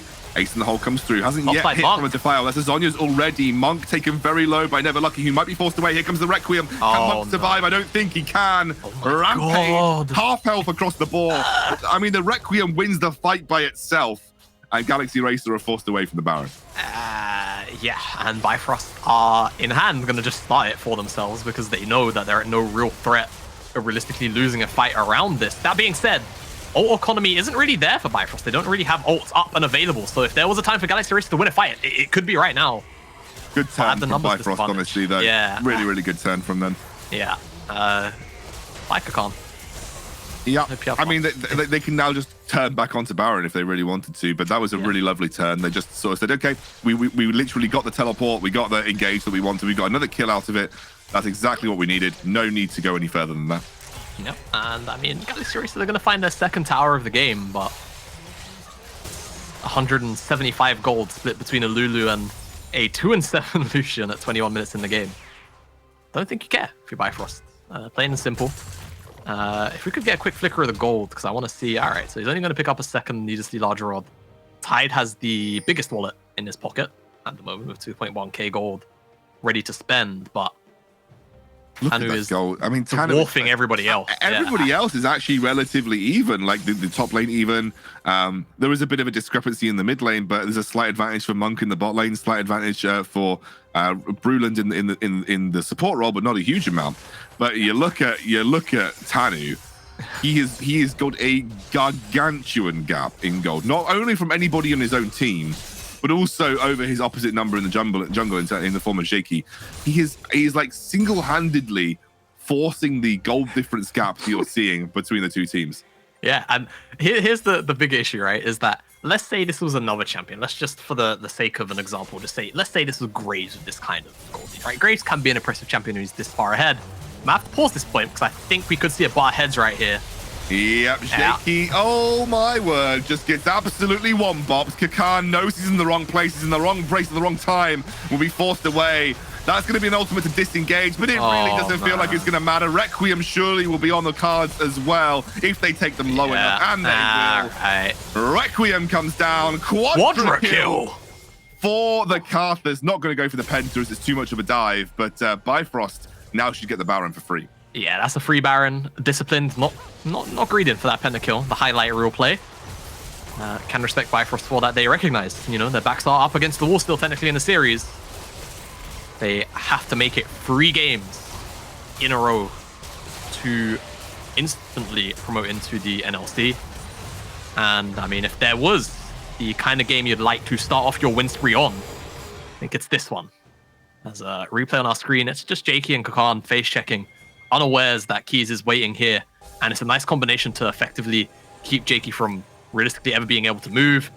Kakan has to just pretty much dash away from start to finish, and flash forward from Tanu doesn't actually do much initially, but it's actually never lucky that deals a whole bunch of AoE damage on the backside to get everyone in range for this Requiem. As you see, channel comes down, bada bing, bada boom. Quadra kill for the Karthus. 19 kills. He is disturbingly close to a kill a minute. I'm pretty sure you could literally just press R on Karthus now, and your team just could wait win the fight from happening. Literally, the team, your team could win the team fight with their eyes closed from that point forward. Yeah, I think as soon as Tanu dings level 16 as well, because alright, that was an interesting show. As soon as Tanu hits level 16 as well, it's another big chunk of damage added on just to the base.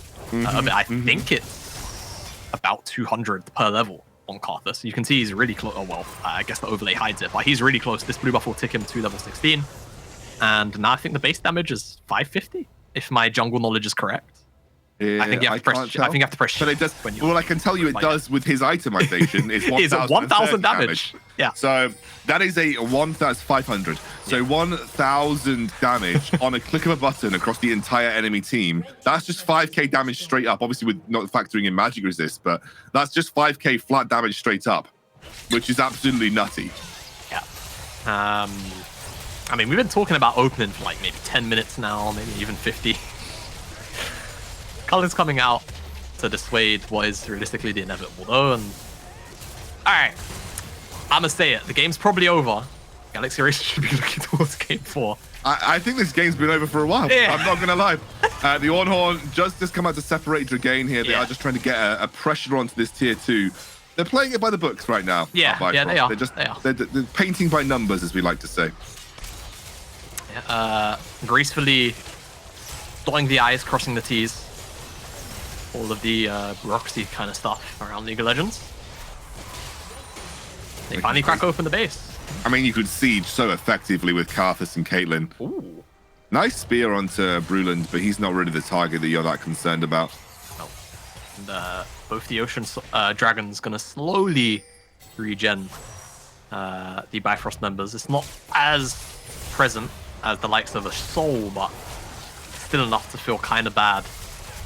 I mean, you could just slap the wall down. You get auto priority around the turret or the inhibitor, and then you can basically take it for free. Just wait for that cooldown to come back up. Tanu slaps the wall down, and Galaxy Racer can't approach the tower. They can do nothing about it. Yeah, it's they just don't really have the range to. Yeah, Hitbrain asked a good question. How much HP does Ashe have? And then we can have a look. 1,477 with a 1,030 Requiem. Let's factor in some magic resist reduction at this point in time, which is. He just bought a Negatron. He just bought I mean, that's probably a sensible buy, I'm not going to lie. Given the damage that the Karthus is putting out. I mean, it's 90 magic resist. So at 100 magic resist, the equation is essentially half. So at 100 magic resist, you half all damage coming through. So he's reducing it by just under half at this point in time. So yeah, she also has shield bows. So obviously there's a little bit of damage reduction there. Oh, never lucky. Will have to be forced to use the ultimate. Will dive over the wall. And that's just the end of the exchange. That's one of the annoying things about playing versus Talon. If you can't CC him before he actually stealths, then all of a sudden he's pretty hard to pin down. With Ashe's magic resist right now, clearly taking about 600 damage from the Karthus ultimate straight up, which is around half her entire HP bar. Yeah, I mean, she does have shield bow though. So she's not necessarily going to be executed by it if she's like over half HP. Though I think once Tanu finishes up a Void Staff, which I think with that blasting wand is going to be the final item of choice for him, it's it's not going to be pretty. Definitely sort of approaching. Spicy. Yeah, it's going to be approaching those 800, 900 Requiem damage numbers once again. And this is the most interesting thing that I can think to talk about right now because I don't blame you. This whole game has just been wow. Karthus is really fed. Wow, he's really fed. This Karthus is really fed. Oh no.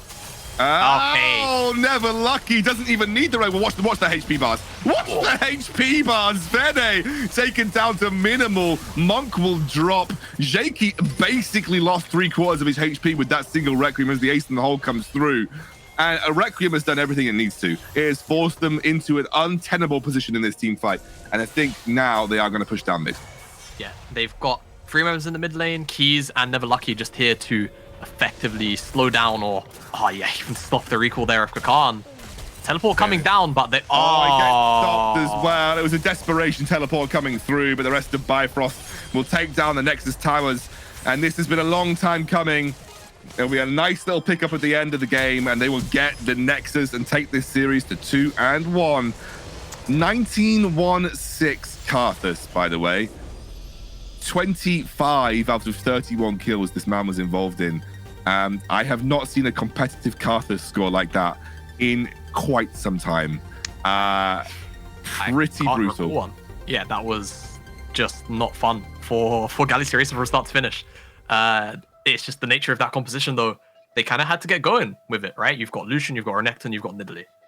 That top side has to snowball, and it didn't. It just quite frankly didn't. And not only that, Tanu was just sweeping up kills and CS off the back of any sort of mishap that was happening in solo lanes. And it just turned into a big old game of, can we kill Karthus? Oh, no, we can't. We only have one source of hard engage. And it's an Ashe arrow, which could have just been cleansed away, realistically, if they decided to even build for it. So Galaxy Racer, they dropped one game in the series. It was looking like it was going to be a 3-0, so I'm happy that we're actually going to get a series on our hands. Yeah, Bifrost really coming back well in this third game of the series, absolutely. And got to give massive credit to Tanu's pathing as well. He was always at the right place at the right time. Massive props to that guy. And I think a performance that was needed to give Bifrost that fighting chance here. We are going to game 4, but before we do that, our analyst desk will break down game 3 after a short break.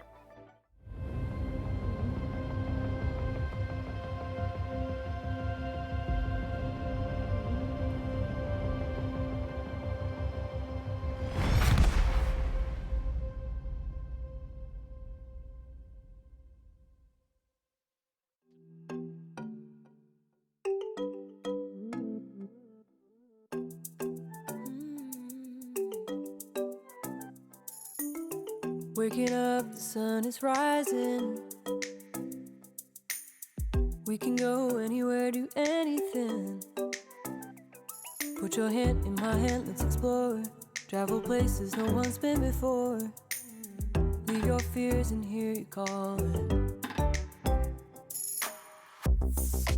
Wherever you go, wherever you are, your beauty's unique.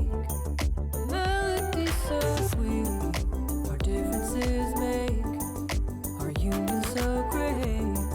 Together we perfect harmony. Perfect harmony. Together we will be perfect harmony.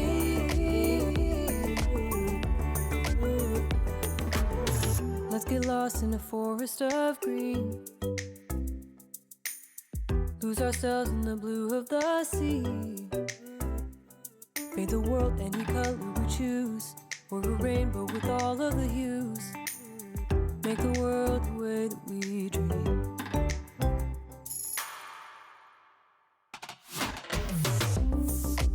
Wherever you go, wherever you are, your beauty's unique. Melody so sweet, our differences make our union so great. Together we perfect harmony. Perfect harmony. Together we will be perfect harmony.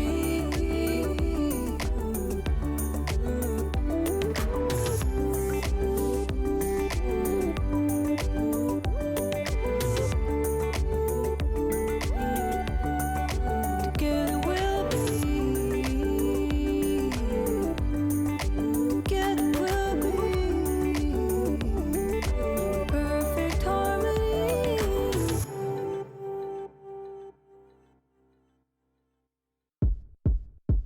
Sunsets, high rise, you know you're on the floor, diamonds, good life, walking the golden door. Everybody knows that you want it more, more. Ice cold to the touch, we're gonna burn it down, bodies so hot until we hit the ground. Everybody knows that you want it more, more. Say it's not my fault. I don't wanna talk about it, not tonight. No, you probably think about it, but it's fine. Playing all the same, you know there's no amount. 'Cause money makes the world go round. I don't see a problem till it makes me sick. Dollars by the minutes, I'ma spend it quick. No, talking me down, yeah, I'm doing it now. 'Cause money makes the world go round. Sun kissed on my lips, the way I want it now. Don't trip, never slip. They wanna take me down. Talk is never cheap, so you say it loud, loud. Say it.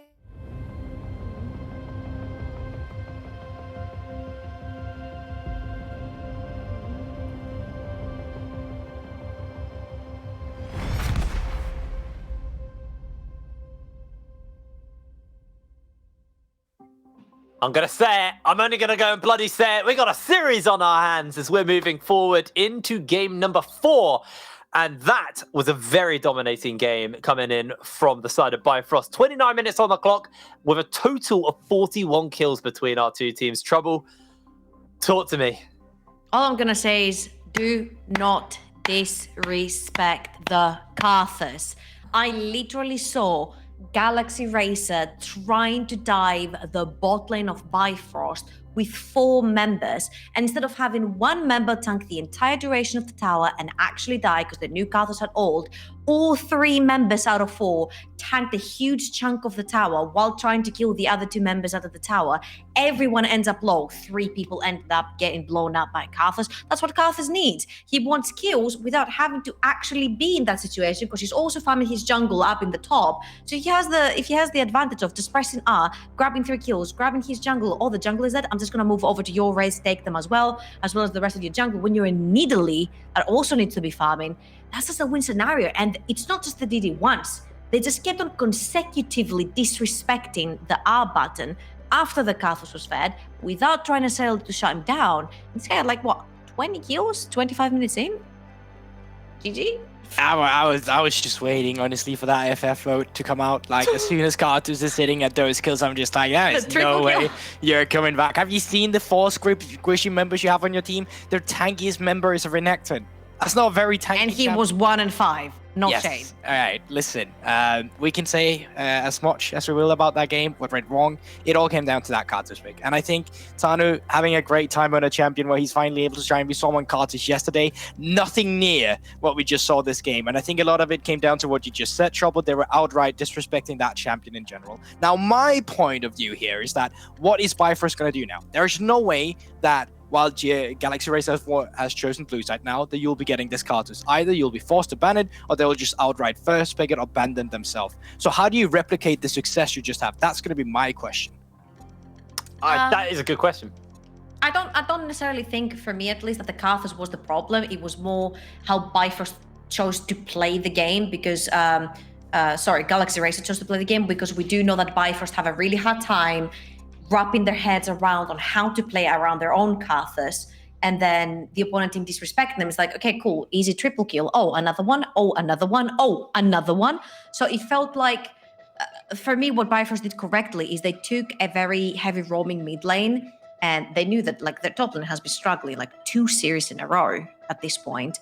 Took it straight up bot. Like BIFROST took the mid laner straight up top, freed pressure from there, then the Karthus gets a triple kill. So your struggling lane for 2 days straight gets a break for once, your mid laner gets fed, your jungler gets to press out and get a triple kill, and then from that point on, you can't pretty much do anything because you also get outscaled if you're Galaxy Racer. So I think a little bit more respect going into the next game. Obviously, nothing is lost for any team, but I'm pretty sure with the composition that Galaxy had, they could have closed it 3-0. Absolutely. It was what we saw in that game was what we saw yesterday when BIFROST, if they fall off tempo, they really struggle. Game 1 and 2, that's your example there. This time when they were ahead, this is what we saw from them when they were winning their games. If they control the tempo, the game feels really hard to play against them. Now, we are running a little bit low on time, so we're going to pass it over to Gulborg to talk us through our drawing board. I will. And play of the game starts right here, 9 minutes into the game. What's already crazy about this is we're 9 minutes in, and Karthus has got 4 kills. How the hell has this happened? That is absolutely insane. I don't want to take a look onto the Karthus position right now here. Because yes, right now, they're all just gearing up for a bot lane dive. I don't care about that, alright? We can play it out. We can look at the items you have right now. He's sitting at Lost Chapter, Amplifying Tome, blah, blah, blah, whatever that item is called, and the Dark Seal. And meanwhile, this dive is happening. Yeah, they're trying to get the kills on the side. Yes, they're being successful, whatever. Let's pause this clip right here. Because he had the Rift Herald, Karthus was able to recall, get the Leander's Anguish. You had to choose that clip. Okay. Yep. Okay. Was able to recall, get the Leander's Anguish. And as we just pan out here, they're probably really happy Galaxy Racer up until this point happened. I mean, that is the fact he got back and recalled because he had the Herald. So he could buy the Leander's Anguish to get that last kill on Sven as well, only to upgrade his items into the what was it called? The Magi Soul Steal as well. Exactly. That is crazy. When this happens into the game, it's done. You're over. Goodbye. It just boils my blood. Like that was the exact moment. I didn't know you had chosen that for your drawing board. That was the exact moment that disaster struck. That is the moment they knew they had effed up what they did. Lulu took aggro up to down to 10% HP. Ash takes aggro down to 10% HP. Nidalee takes aggro down to 10% HP. And then Lucian dives in to not only go down to 10% HP, but to actually die to the tower. That was such an unsuccessful dive. And they killed all 3 of them. It was just, I cannot. Had there not been a Cartus, it would have been a pretty good dive, but yeah, now they played into a Cartus, and absolute disaster. Absolute disaster struck in game number 3 of this series. The question is, can Galaxy Racer bounce back, or is this the start of Bifrost reverse sweep into the NLC? We're going to have to take a break first, so rest your corneas on these adverts.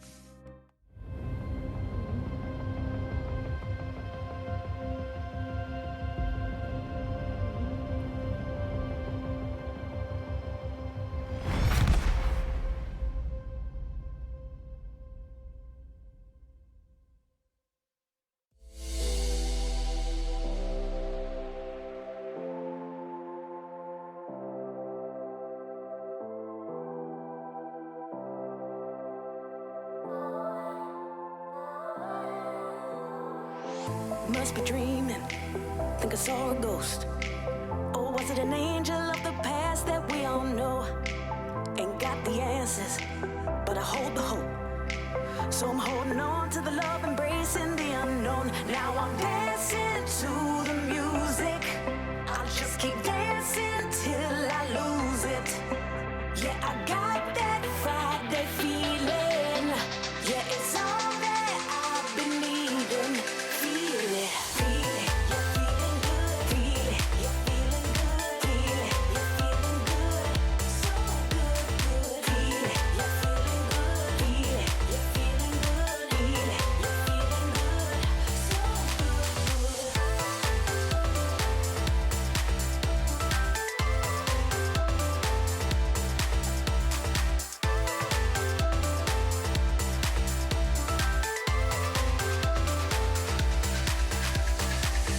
if I'm dreaming, I don't wanna know. 'Cause this is all I need, a perfect story told. I ain't got the answers, I still hold the hope. So I'm holding on to the love, embracing the unknown. Now I'm dancing to the music. I'll just keep dancing till I lose it. Yeah, I got that Friday feeling. Yeah, it's all that I've been needing. Feel it, feel it. You're feeling good, feel it. You're feeling good, feel it. You're feeling good, so good, feel it. You're feeling good, feel it. You're feeling good, feel it. You're feeling good, so good, feel it. You're feeling good, feel it. You're feeling good, feel it. You're feeling good, so good, feel it.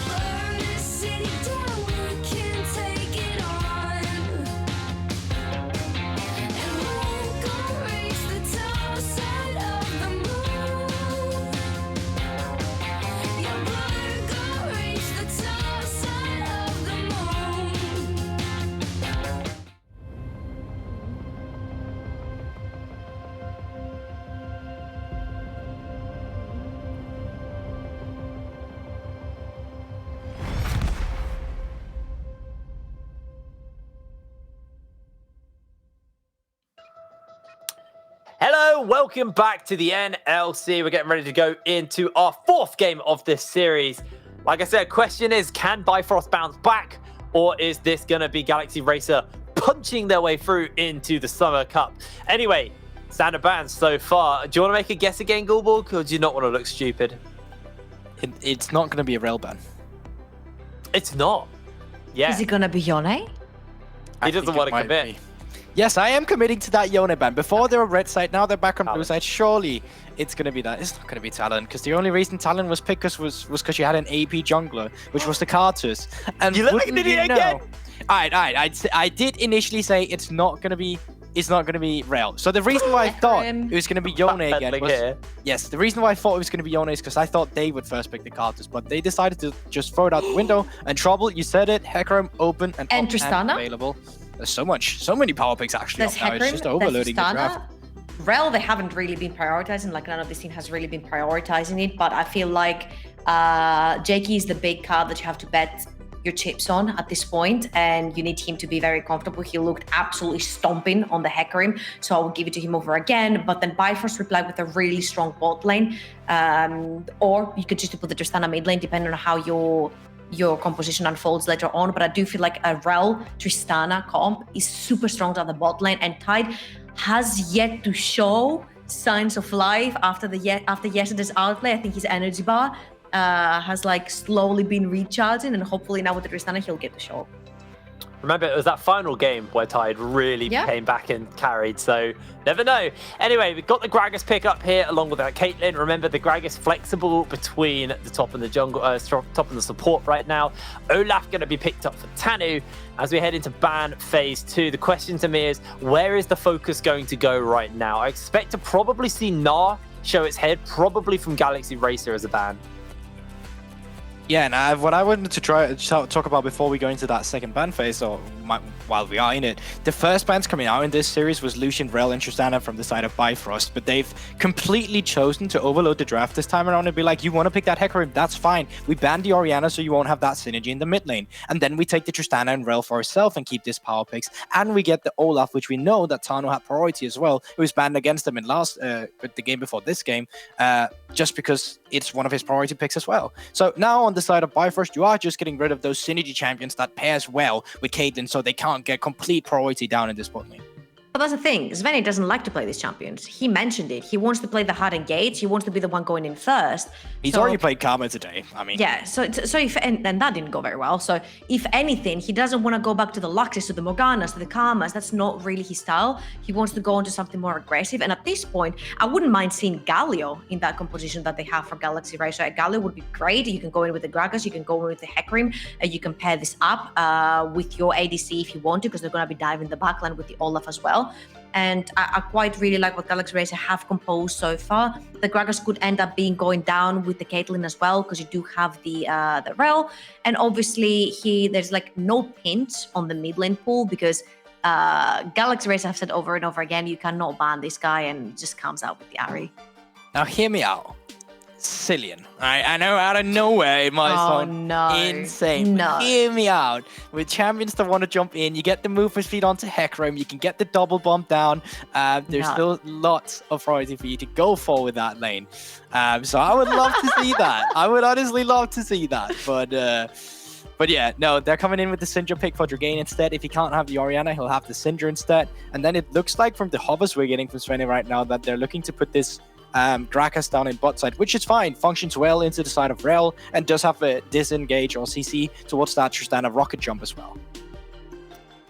I did actually think we were going to see a Malphite. With the fact they banned that Sylas away in the second ban phase, that kind of to me hinted that they weren't looking to be, well, they wanted to pick up something like the Malphite. I did expect to see the Gnar, and Kez could just pick the Gnar up here into this Malphite and just kind of play annoyance in the lane and have that range and the pushing power and that lane priority. So kind of what I'm expecting, but he could also opt towards that team fight as well. And that looks like that will be the game plan here for him. So he'll lock in the Ornn to round this one out.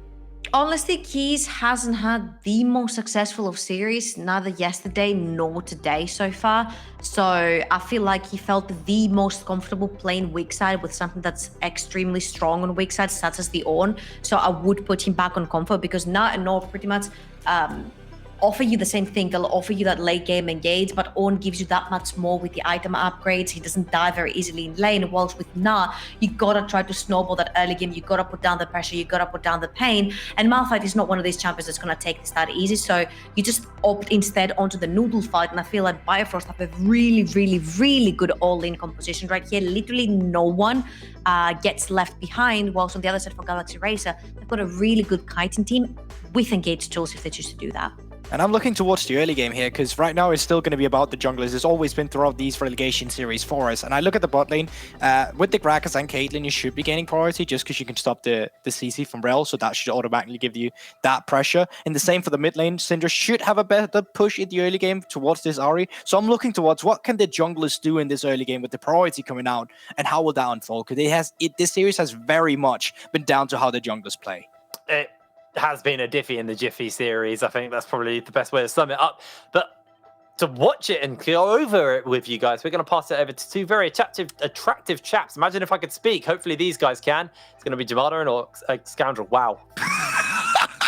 He's having a terrible day with the I'm crossovers, sorry, right? Jake. I wasn't gonna laugh, and then the end bit came in, and I was like, oh my god! I know, I've done it before. It's been a rough one sometimes. When you've had a long day as a host, you literally can't get your words out correctly. Yeah, I mean, look, we're all tired here. We've had a really long season, really, and I know it's a long season. There's been a lot of games recently too, so it makes sense. But we're on our way to game 4. We've got some very interesting drafts on our screens. Yeah, I do want to just say I loved how proud Gulborg looked in the draft phase where Jake was like, I thought Malphite was going to come out because they banned Silas, and then Gulborg was like, Jake, yeah. So I was just, it was a warm moment, you know, it was a warm moment. When Jake gets something right, it's a banger.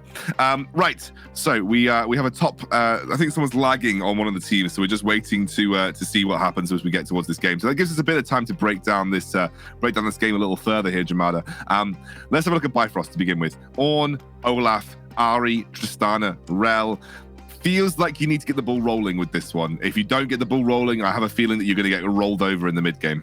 Yeah, it definitely can be that way. It's kind of strange because Bifrost composition has like scaling aspects to it, but at the same time, because of the aggression of something like the Olaf, and then even to some degree like the Rel and the Tristana, when you stack the Ornn on top of that, it kind of makes this composition want to have to get the ball rolling. I think if you have a different jungler, then it sort of changes the entire tone of this comp. But yeah, I agree with you. I think for Bifrost here, they do kind of want to get the ball going. But I do think that if you sort of take into consideration the entire scaling on both sides, I would still maybe give it to Bifrost. I think that life would be a lot easier. And it's kind of the rule of thumb. I'm going to not say that. Point is, yes, I think they probably want to get ahead with this kind of composition. Otherwise, you can feel really oppressed in against the composition like a Galaxy Races, where they've got very easy to it's Malphite Hecarim, man. It doesn't get much easier than that. And then they've got all of the follow-up from the Cask, from the Syndra. It can get really dangerous. If you can get ahead and alleviate some of that pressure, then the game gets easier to play. And I think a lot of that, as Lex was highlighting, comes through the jungle. And then if you look at the side of Galaxy Race, Jakey on the Hecarim again, there was a big impact for him in the first game. Dragain on something like the Syndra, which has a little bit more, I would say, agency compared to the Lucian, I guess. You know, you can set things up more. And obviously you do have that scaling of Monk on the Caitlyn. We saw Monk's Caitlyn work out really well for him. And obviously should get the advantage over the Tristana, although Tristana can push back lanes relatively well with that explosive shot. So I'm kind of just going to keep our eyes peeled across the map. I mean, where do you think we're going to see action? Where do you think we're going to see a lot of pressure put by both junglers? I would imagine it's probably the bottom side. I think you can definitely attack the mid lane, particularly Jeki. Can look onto Neverlucky pre-6, and there can be a fair amount of setup there from the Scatter of the Week into that devastating charge. There's a lot of CC and damage to come out between this mid jungle. And there is a fair amount of also gap closer just because of how Hecarim works, where Ahri might not even be safe if she does have R. She can actually kind of get run down by the Heca. So Neverlucky is going to have to sort of, you know, be weary of that being a thing. But I think realistically, the bottom side is where I have my eyes set. You've got, you know, Caitlyn, Monk, you know, performed relatively well when he had it a couple of games back, and you know, you've got Tristana who, like you say on the other side, wants to realistically push in a lot of bottom lanes, but it's the Caitlyn with the positive support matchup. So I think there's going to be a lot of jostling around the bottom side. I think Tanu, rightfully so, starting on the top side, going to path towards the bottom side to potentially stop like sort of a double skull scenario. Because just by himself, he can definitely push off the Hecarim, but depending on the priority, things can get a bit dicey. But either way, he wants the full clear just because hitting that level 6 just gives you a little more freedom to skirmish a little more freely. Yeah, top lane has also been kind of like an area of action across this series, like even in the 1v1 scenarios. But now we have a tank versus tank matchup. We haven't had a huge amount of that so far in this top lane matchup at all. But Kakan will have the ability to just kind of ward off keys on this Ornn. I say Ornn kind of does well into the Malphite in the laning phase, so I'm not expecting any kind of pop-off moments for either of our top laners. Yeah, not like the previous sets of games we've had. Pretty back and forth between these two guys. Yeah, but Ornn and Malphite, it's not the most exciting lane in the world. It's not. It's actually one of the least exciting lanes in the world. Yeah, they're grasp stacking, man. At least. Gotta get that HP, boys. Yeah, gotta get the HP. Tanu's actually beelining to the bottom side. He's not going for this full clear here, so looks like he wants to try and make something happen here very early on. But Svene should have the body slam, but he doesn't react. So let's see how this plays out. I think Monk's going to be forced to flush very early on here. They should get away, but it is a double... Oh, no, wait, Monk didn't burn his flash. So single flash from Svene. Looks like Tide actually burnt his, and Bruland burnt his? Yeah, so I don't know why they flashed. I don't know. I don't know what they were looking for with the flashes. Maybe just trying to find Leaf onto Svene. Especially if the undertow hit, then it definitely could have been nice. That's a pretty good stun into Rocket Jump, though. That is onto Svene, who's taken low. If they can stack that explosive shot, we could be looking at something spicy, but here comes the teleport now. I think that's a teleport from the Syndra. Looking for the stun, will find it. Find one more First Blood onto Monk. And now Dragain has to be careful. Body Slam comes through. Dragain trying to buy some time as he dives away. Tanu will pick up a return kill here, but Monk should pick up the second. A double kill for Caitlyn in the early game. An absolute disaster for Galaxy Racer. No, for BIFROST. It's a brilliant thing for Galaxy Racer. It's a triple. Triple Comes through for Monk. Oh. Does get away as well. No, he doesn't. Bruland picks up the kill.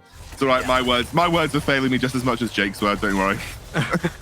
And yeah, with that triple kill, he should have enough for the Noon Quiver to just get himself a fast track onto...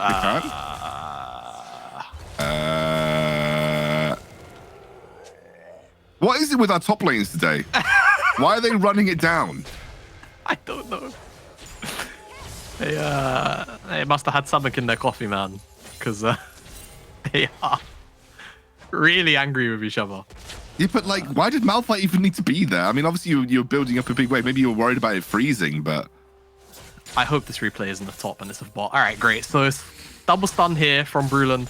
Tide Rocket jumps in, and then it's actually the Syndra who just recalled, so she gets a free teleport down here to stop this play from happening. She gets the flash forward, Scatter the Weak, and Tide isn't really able to react with anything because he doesn't have any more cooldowns.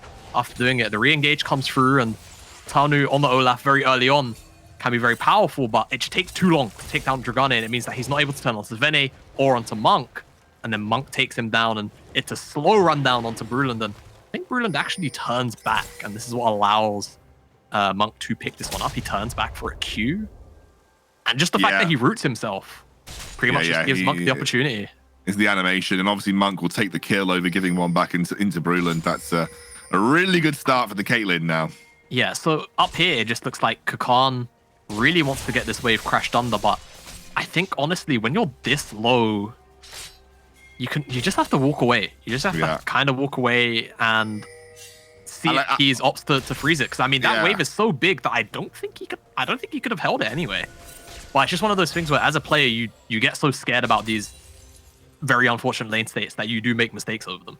Look, I don't blame him actually, to be honest with you. Like if he freezes it, like maybe he has to call for jungle to help. It might influence some of the early objectives. Like I kind of get he wanted to force it into tower by himself, but like getting solo killed in a tank matchup is always like a giga feels bad, man. Like it's really bad.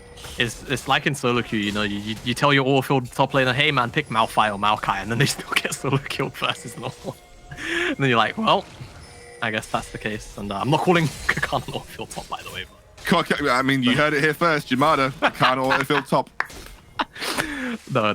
Kakan is a very solid top laner, so it's surprising to see him make a mistake like that. I was curious to see whether or not Galaxy Racer were gonna opt to start up the dragon because they have the numbers in the river, but just looking to secure the Rift Herald, and that's gonna be Tanu who's starting this one up. But see, Jackie is on his way here. Yeah, he's going straight in. They will get the kill. They may actually be able to turn off the he has dragon R. at the same time. He has R, and he goes straight onto Olaf, who does not have that available. And that should be an easy pickup now for Monk, who gets another kill. Now Tide going to be forced to jump under tower. And Jakey should be able to secure this dragon with the team. Galaxy Racer, they do not want to lose this series. They want to end it right here, right now. Yeah, and this is the thing. It's been BIFROST forcing a fair amount of these plays. Yes, in this case, this is Galaxy Racer forcing the gank onto the bottom side, and it's just coincidence, I suppose, that Tanu's on the dragon. But we've gotten to this point because it was BIFROST being aggressive first, and now they're truly being punished wholeheartedly for it. Jackie's going to pick up this dragon. He found the kill onto the rail, and even Monk found himself another kill credit. This bottom side is going to be pretty near impossible, depending on how much more gold Monk gets to deal with. As I'm not sure how much gold he's going to recall with. He won't finish up a myth. Oh, he might have a mythic. Oh, he does. He's got a mythic. Yeah, got a mythic. That's an 8-minute Kraken Slayer. That is disgusting. He's not opting for a more defensive option, which I feel like in this kind of game, you know what, Monk's Monks, you know, more damage, more power to him. I do really feel like a Gale Force or even a Immortal Shield Bow would just lower the chances of ever being something going wrong, right? Yeah, it just lowers the chances of something going wrong. But Monk, when he's 4-1, doesn't think that way. Yeah, he just wants to slap people in the head for damage. And you know, we're 8 minutes into the game. Monk with a mythic compared to a double longsword, basically, from Tide is not a good look for our bot lane from BIFROST. This could be a very good situation to capitalize on these tower plates for Monk, though it looks like with BIFROST sticking around, they're expecting their jungle to shadow them maybe and make something happen to try and at least shut down or put pressure on Monk on this bot lane. Yeah, I'm actually kind of surprised that we didn't see Monk and Svene rotate up to the top side, just because when you have Caitlyn, you don't mind rotating your full bot lane up to every neutral objective that spawns. Maybe it just had something to do with the top lane state, so they didn't have a perfect swap, but gonna keep the lane going, and I mean, why not when it's such a positive one anyway? Yeah, Tanu's kind of committed here. Yeah, he's been here for about 20 seconds now. Well, that's the feels bad, man. Tanu is just not finding any kind of luck right now. This is, yeah, it's just really unfortunate. 20 CS discrepancy as well, by the way, between him and Hecarim. It's starting to open up between Hecarim, who's kind of been able to power farm, and Monk and Svene, like, once they get onto this tower with the items discrepancy that they have, it's going to be quite difficult to defend for the BIFROST bot lane. Yeah, and I mean, it's like so many of the engage options can quite easily be nullified here just from Gragas existing, as Brunland could just die to the ace in the hole. Ooh, but look at how much damage Tide takes from it. Takes about a third of his HP. He was on 100 HP before the ultimate from Caitlyn. My god, I thought he was maybe 200, 250. But that just goes to show how fed Monk is right now. You know, you eat a net, you eat a Peacemaker, and that's kind of it. You're in range for lethal. And they just outright have to reset. This is a Cannon Wave 2, so you can expect this tower to almost entirely drop because they're not just resetting, they're swapping. They're actually swapping top. I mean, I'm guessing the Ornn teleports to this tower to protect it, but I don't think you want to. I think you want to attempt to take this Herald ASAP. You keep the teleport in pocket to force numbers advantage. Yeah, okay. Because if you teleport down, you just get poked out anyway, so walking down is fine. See what happens though. Galaxy Race, they're looking to contest. Yeah, we might see a teleport coming through from Ornn here. That's a huge amount of damage, as that's the force to flash. Onslaught of Shadows is there, but that may be a little bit too much for Jakey. Great knock-up. Brilliant knock-up from Kakan. The teleport's going to mean diddly bloody squat. And Iron Cast, Keys will just to back away. That might even be giving over the Rift Herald to Galaxy Racer. And they've lost bot lane tier 1. Nothing going right for this team right now. This is the...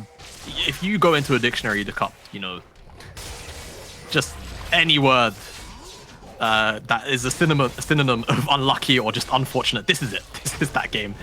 I say that Galaxy Racer, they're playing very well, so there is that caveat to it. But Galaxy Racer, despite what should have been a numbers disadvantage, Monk is on the bottom side. They still went out on the fight. They're just that damn fed. Even though it's Monk with pretty much a majority of this gold lead, so BIFROST not able to find the positive fight that they were looking to find by sending Tiged and Bruland up to the top side. Tanu basically just gets one shot pretty much through Dragane. And they lose out on the Herald, and now it's just more kind of standing gold waiting to be put into this Caitlyn. As you can see, he's walking up to the top side. Someone's going to have to eat that ace in the hole. Jakey's coming in And as well. Jakey's here. Bruland doesn't even have flash. Gets knocked out of the dismount. Should be an easy pickup for Monk here. Another kill for our AD carry on the Caitlyn. And this is 12 minutes into the game. Monk has 2 minutes to just absorb more plates in that top side of the map. Yeah, and the Herald's going to go down. That tower's going to drop. That is going to be 10 out of 10. Well, I guess 8 out of 10 plates into the Caitlyn. That's a lot of plates into the Caitlyn. That's a lot of plates into the Caitlyn. Yeah. And this is what you pick a Caitlyn for, but this is like dream scenario Caitlyn. Yeah. It doesn't get much better than this. They're not going to be able realistically to send him. Ooh. Get second charge? He gets second charge, right? Gets second charge. Not realistically going to be able to send him into the mid lane to strip that tower down of any plates, but at this point, do you even really care about much more when Monk is realistically pretty close to a second item? He probably has it, almost. Yeah, I think it's probably very, very close. Yeah, I mean, I think that is the combined cost for a finished Last Whisper item. Yeah, there you go. Yeah, there we go. So even if you now decide to optimize into some armor, Monk's already got the answer.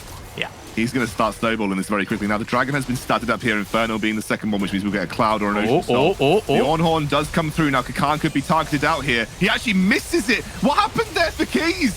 He missed the second part of his ultimate. They'll get the Drake. Here comes the unstoppable force. Keys punished for missing that second bop on the Ornhorn, and he will go down eventually to Zvene here, trying to chase him. Whoa! Zvene? Monk just Okay, solo killed. Never mind. Ace in the hole. Monk solo killed. Never lucky. Oh my gosh. Yes, to be. Well, they had an FF15 for themselves last game. They're trying to force an FF15 game for here BIFROST. Monk's can get this tower for free as well. I mean, let's have a look back at that fight. Yeah, so, I mean, honestly, the start looks pretty good here for... it's the cast. Okay, it's the cast. cast. I didn't actually catch that myself, so really good presence of mind there from Zvene to deny that ultimate. I mean, if that was layered in, there's a chance. There is a chance that that could have been positive there for BIFROST, just because Dragano was so far away, or at least far away enough that it was kind of a forced CC chain potential there. But Never Lucky just paths into the mid lane, and Monk is kind of just waiting. Monk flashes, and I assume nets also into him. Knows that there is no ultimate, there is no flash, and he's gonna base here for a BF sword. All right. He's looking pretty filthy at 7-1. This is like the Karthus in the previous game. This is Caitlyn will be bopping you for a lot of damage. Technically, I think he's further ahead of JK. I'd have to obviously go back and check, but I think you're like sort of talking number to number. I think Monk is, you think he's further ahead than Tanu's Karthus at this stage in the game?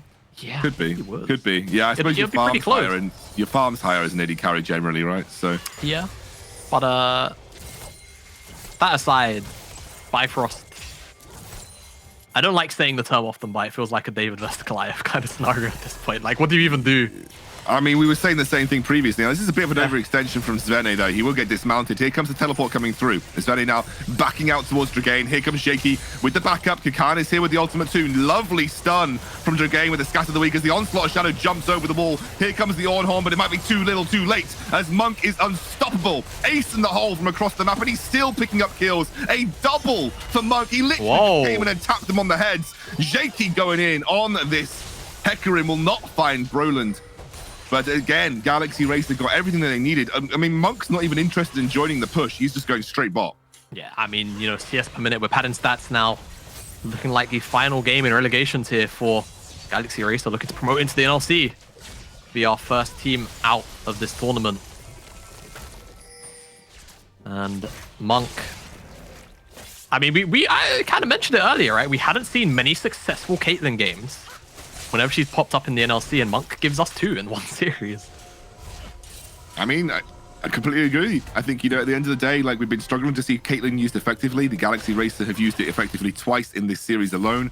Monk also a player that has had a spotted past in the NLC, I would say. Definitely looking for a bit of redemption on the role that he's kind of known for after that weird lane swap to the mid lane. And is really popping off in this relegation series. And I think you also highlighted something that is quite poignant. If Galaxy Racer win this game, they are in the NLC. That is guaranteed slot for them going into the next season. And that is a huge deal. Another Telia Masters team stepping up from one of our regional leagues and being good enough to make it to the NLC. And actually, this roster, I don't want to say that they are academy team beaters because I don't think that's the case. But I think very easily like a team that can threaten the top end of the table. Yeah, I would say, I think if this team was playing up to its ceiling, could very easily have contested the top 3. Must say, oh my goodness me. It's like a Carthus ult, but on one person. It really is. Monk could get caught out here. Get blown up. Get caught out. He's taken down very low, still going, but the kills are already slotting over to Galaxy Racer. They are going to get the kill onto Ari as Tide is forced to jump away. That is a 4-for-1. Protect the Monk didn't work out, but the rest of Galaxy Racer are sufficiently fed to get the job done. Yeah, it doesn't even matter at this point. Just because Monk is so fed, the lead has effectively bled over to everyone else anyway. And they find Monk. Yes, they do, but the rest of the team is found by Galaxy Racer, with the exception of Tide. And yeah, I mean, currently Monk has more gold than both the mid-jungle of BIFROST combined. I think you could be right on the gold lead thing, I think he could have more gold than Tanu had at this point in the game as well. I think he's, at the very least, this is very relative, but... Because if I'm taking the other players on his team as a barometer for where we were, right? When we looked at the gold and we saw 11,000 for Tanu, I think the majority of his team had between 8,000 and 9,000. Yeah, it felt like something like that. Yeah, the majority of Galaxy Racer have between like 5,000 and 7,000. So Monk is significantly further ahead than Tanu was. Oh my God, Bruland just taken out the fight immediately. Oh, Monk again, Does get caught out here. Bopped him! Just absolutely bopped him. Monk now taken low, but the rest of the team again continuing to jump into the fight here. We do have the onslaught shadows. Nice bop. Nice into the stun coming from the Scat of the Week. Over the wall for the Malphite, and that will be 2 kills. Easy as you like. Bruland's not getting away from the devastating charge, and Dragain will pick up the kill. This is a slaughter from Galaxy Racer. Yeah, BIFROST looking like they're going to be going out of a whimper in this series, unfortunately. And I mean, they even have the Rift Herald here. The death timers are really short. We're still pre-20 minutes. I don't think we're in for an... I think that's an FF play right there from Tanu. I think recognizing reality, right? Unfortunately, Tanu is this, it's a valiant attempt, but Herald's going to charge into the first tower. I think Galaxy Racer they're looking to end. Realistically, desperation, Ornhorn coming through. Monk does get locked up. There's a disengage into Magnet Storm. It is actually a good engage, forcing the Onslaught Shadows back. Monk taken low, and he will drop to Tide, who continues to jump into the fray. The rocket jump trying to find another angle here against Galaxy Racer. Now here comes Never Lucky, looking to at least find another kill off the back of this engage. They've lost so much in their base already, and Keys is looking for another flank. Kakan not yet available with the ultimate, but a few more minutes and he should, or rather seconds, and he should get there. There comes the Scat of the Week, the Unleashed Power. Kakan looking for a kill onto Never Lucky as he's taken low, but he won't find it. The shutdown there for the Tristana. Tide picks up another bounty on the head of one of the teams from Galaxy Racer. And it's something. It's not going to change the game, but it's something. It feels nice, KDA stat pattern. You look at the LoL PDO, all of a sudden it doesn't look like you got like quite stomped, but yeah, I guess Tide. He's on his way to his 3rd item at 20 minutes, and given the game state, that's a pretty big positive for BIFROST. But the only issue is that Galaxy Racer are most likely to just walk over to this Baron and probably execute it pretty soon. Though Monk is He's cosplaying Jackie right now. He's actually farming the bottom side jungle. I guess just waiting for Kakan to spawn up. So BIFROST, they're going to be allowed a little bit of breathing room. Realistically, Galaxy Racer could just be on Baron right now, and there wouldn't be anything BIFROST could do about it. They are obviously just keeping that in the back of their minds right now. They've lost the inhibitor, obviously the best inhibitor to take when you're trying to threaten Baron. Shaky don't think he's going to solo this one out. Yeah, no, I think he just misclicked. I think he might have been looking for that ward in the back of the pit. It's a bit of a pain in the backside to actually hit, just because of the way that the camera's angled and where Baron is. It's irritating, I promise. But I guess just taking their time, and also Monk was looking for that 4-5 completion, so we'll just rather look for that. And the supers are going to slowly push in, so Bifrost, they're going to have to answer it sooner or later. And I think Monk's actually just auto-attacking the Baron. He's not waiting for his team here. I mean, he's so fed at this point in time. The ace in the hole takes 3rd HP off Tanu. Kakan maybe just looking for an engage potential. Oh, this backline. my. He walks forward. Kakan finds the kill with a simple seismic shard. And Ornhorn is going to be a desperate attempt at the steal. Won't land, and this will be a good secure from Galaxy Racer. Surely the game-ending objective. They have 3 minutes to ravage the base of Bifrost. But it feels like only a matter of time before this team takes that crown and heads into the NLC. Yeah, it really does just feel like a matter of time. A mere inevitability right now for Galaxy Racer. It feels like Bifrost would have to really pull one out of the hat to make something happen in a game like this. With a composition like this, with the champions that Galaxy Racer also have, with this much gold where you can kind of just get blown up for existing, it just kind of feels a bit impossible now. Yeah, this is a 12-3-5 Caitlyn with 200 farm. At 23 minutes into the game, it's not a pretty look. I think eight plates we counted that went onto Monk before the plates dropped. Maybe even a couple more off the back of that mid lane push as well. Monk has been fed a significant amount of gold in this game. You can see Bifrost are just looking for a potential flank, a potential wombo combo that they can land onto the Caitlyn and make this work. But again, it is a very long stretch to make that happen. He's forced to dive away, and now that dive is out, it emboldens Galaxy Racer to just push onto this inhibitor tower. They also have the super minions pushing down the Nexus towers too, and another inhibitor will drop for Galaxy Racer in the top lane. Yeah, that's just about patience there, really, for Galaxy Racer. They know that if Bifrost actually engage on them, they could have very easily won the fight, so they just take their time about it. And Bifrost, through the Baron buff, don't realistically have enough wave clear. No, they don't. It's just not available to them when the Baron buff's there. Ari plus Tristana can't quite cut it. And Galaxy Racer, they're going to push on to this 3rd inhibitor. And they should be able to get it with relative ease too. They have a huge wave stacked up, and they have a few minutes left, or a minute left, to work with these Baron super minions too. And this could be very difficult in every 3 lane. And honestly, Bifrost know it. That's why they're going for the engage. Monk not locked up with the CC. I think once he's not locked up, the fight's almost lost at this point in time. Wombo onto the backline. Tide is down. Monk still completely untouched, although the charm does land. It is not enough as the follow-up isn't there. Monk still hammering away on the front line. Bifrost doing what they can. It looks relatively good, but Monk is going. It could be a penta. The triple comes through. The quadra is there, and it will be a win for Galaxy Racer. They win the series. They're into the NLC, and this team has really shown up big in this series. Yeah, they take revenge over Bifrost for their loss in the Telia Masters, and they promote immediately into the NLC in the higher bracket. They're going to force Bifrost down into that losers, and it means that they are going to be forced to play either Eminem or Dusty, depending on how that series goes later on. And I mean, Galaxy Racer, they finally show up and perform like the team we kind of expected them to perform like, especially after yesterday's performance.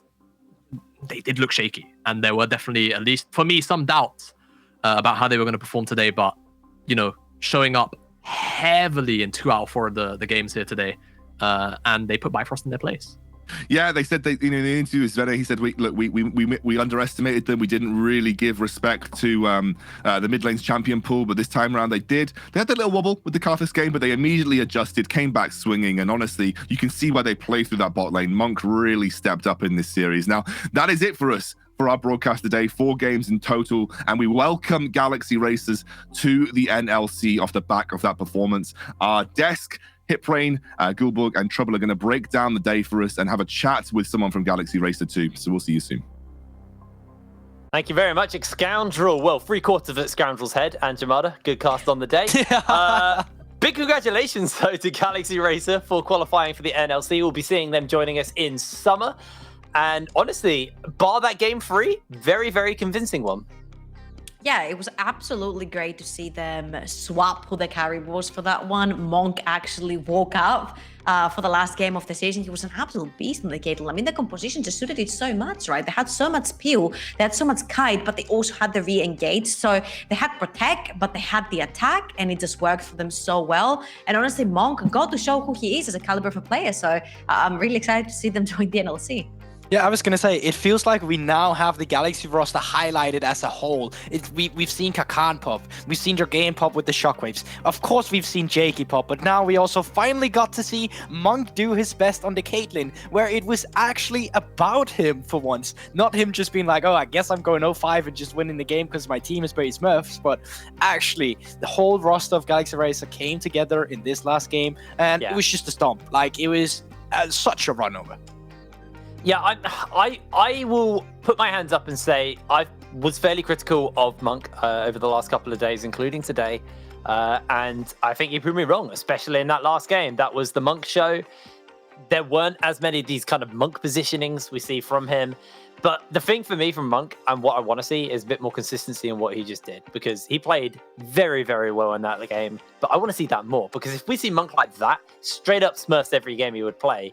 But there were still, you know, in the other games, some Monk positioning, and it kind of fell onto the likes of Jeke and stuff to be able to carry. Thanks, Schoolborg. I thought you were going to speak. I literally, since production said drawing board ready, I actually thought you were gonna throw to the drawing board, but that's on me. But how about I take us into the drawing board then instead? How about and we learn don't, from because we Shuffle. have an interview, Gold. Yeah, how about you read? Oh no, we're doing play the match. Schoolborg, you're ruining it. Alright, my bad, dog. Alright, I'm sorry about this one. That's crazy. That never happened before. Alright, let's play the clip though. I just forget that happened. Moving it down, it's a very early play once again. We're 3 minutes into the fray, and it's a bot lane that's been engaged on TPs coming in. And at this point, you're like, oh, that's not very good for Tide, but they got the jungle near, and they think they can redeem this. But Jorgain, knowing that Tristana had no flash earlier, gets the kill down. Now, pay attention to this. Olaf actually has red buff throughout this exchange, but this red buff will actually run out before Monk can get the kill onto him. So yada, yada, yada, Tano will get the kill onto Tano, but now, unfortunately, the red buff ran out. So even though Monks picks up the kill and they go down to kill Brawlon, it's going to take a bit more resources going into it, but they will inevitably get the kill. They trade both lives for it, I think. No, actually only Monk here. But the problem with this hit is, even though Monk dies as we play it out, is the wave is so huge. Like, wave is honestly stacked. All these minions are going to be pushed back onto Monk when he respawns. He's got a triple kill, he's got the wave coming onto him, and Tide's missed absolutely everything. So after this plays come down, it's just going to be a run over for Monk, and this is why he gets so ahead. Yeah, I mean, I'm glad, you know, we're going to be having a new team joining us in the NLC next split, along with apparently a new analyst after you're throwing everything off. But let's get back on track and bring Jorgain in for an interview. Jorgain, how you doing, mate? You all right? Hello, mate. Thank you. Doing great, actually. Yeah, doing great. Yeah. I mean, how is the mood right now for you guys? You know, you got the fast track through into NLC. No worrying about dropping into the lower bracket. Got yourself 2 wins in a row in 2 series. You're into summer. How do you guys feel right now? Well, I mean, the only thing I really feel, except just being happy and I guess just proud of the team and whatnot, is that this project was kind of created for this, right? Like, we were created to go into the Swedish League, kind of ace that, have a little bit of fun, have a little bit of learning, right? Since the games there were whereas they were. But then eventually qualifying for NLC was like the premier goal, right? And now we have done it, so yeah, I don't know. I don't really have any specific thing to say more than I'm just happy that we did what we were here to do, I suppose.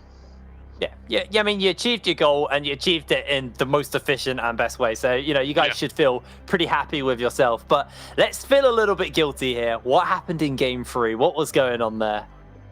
Well, I mean, characters happened, I guess. I mean, we were trying to figure out what, I guess, AD mid laner they were trying to do with the characters as well. Eventually, they brought out the Talon, which was something new as well. So, obviously, if I'm playing Lucian mid then, and we had overall a bit of a squishy team, Like they can always kind of one-shot, right? But I think some stuff went wrong. I guess a bit everywhere. So Cartus just ended up getting insanely fed, and yeah, I mean, we all know from solo queue that the fed Cartus can be quite annoying. So yeah. Yeah, I mean, that it did just get to the point where it's like that game's unplayable. Karthus is way too fed. So you've now played 2 of the teams in relegations. There's obviously another team in there, but you haven't touched or haven't seen, which is M&M. How do you feel, and who do you think is going to be the last team going into the NLC? Do you think we're going to see a requalification of Dusty or M&M, or do you think BIFROST have what it takes? I mean, I feel like BIFROST has what it takes for sure. I think they just need to kind of show up on the day.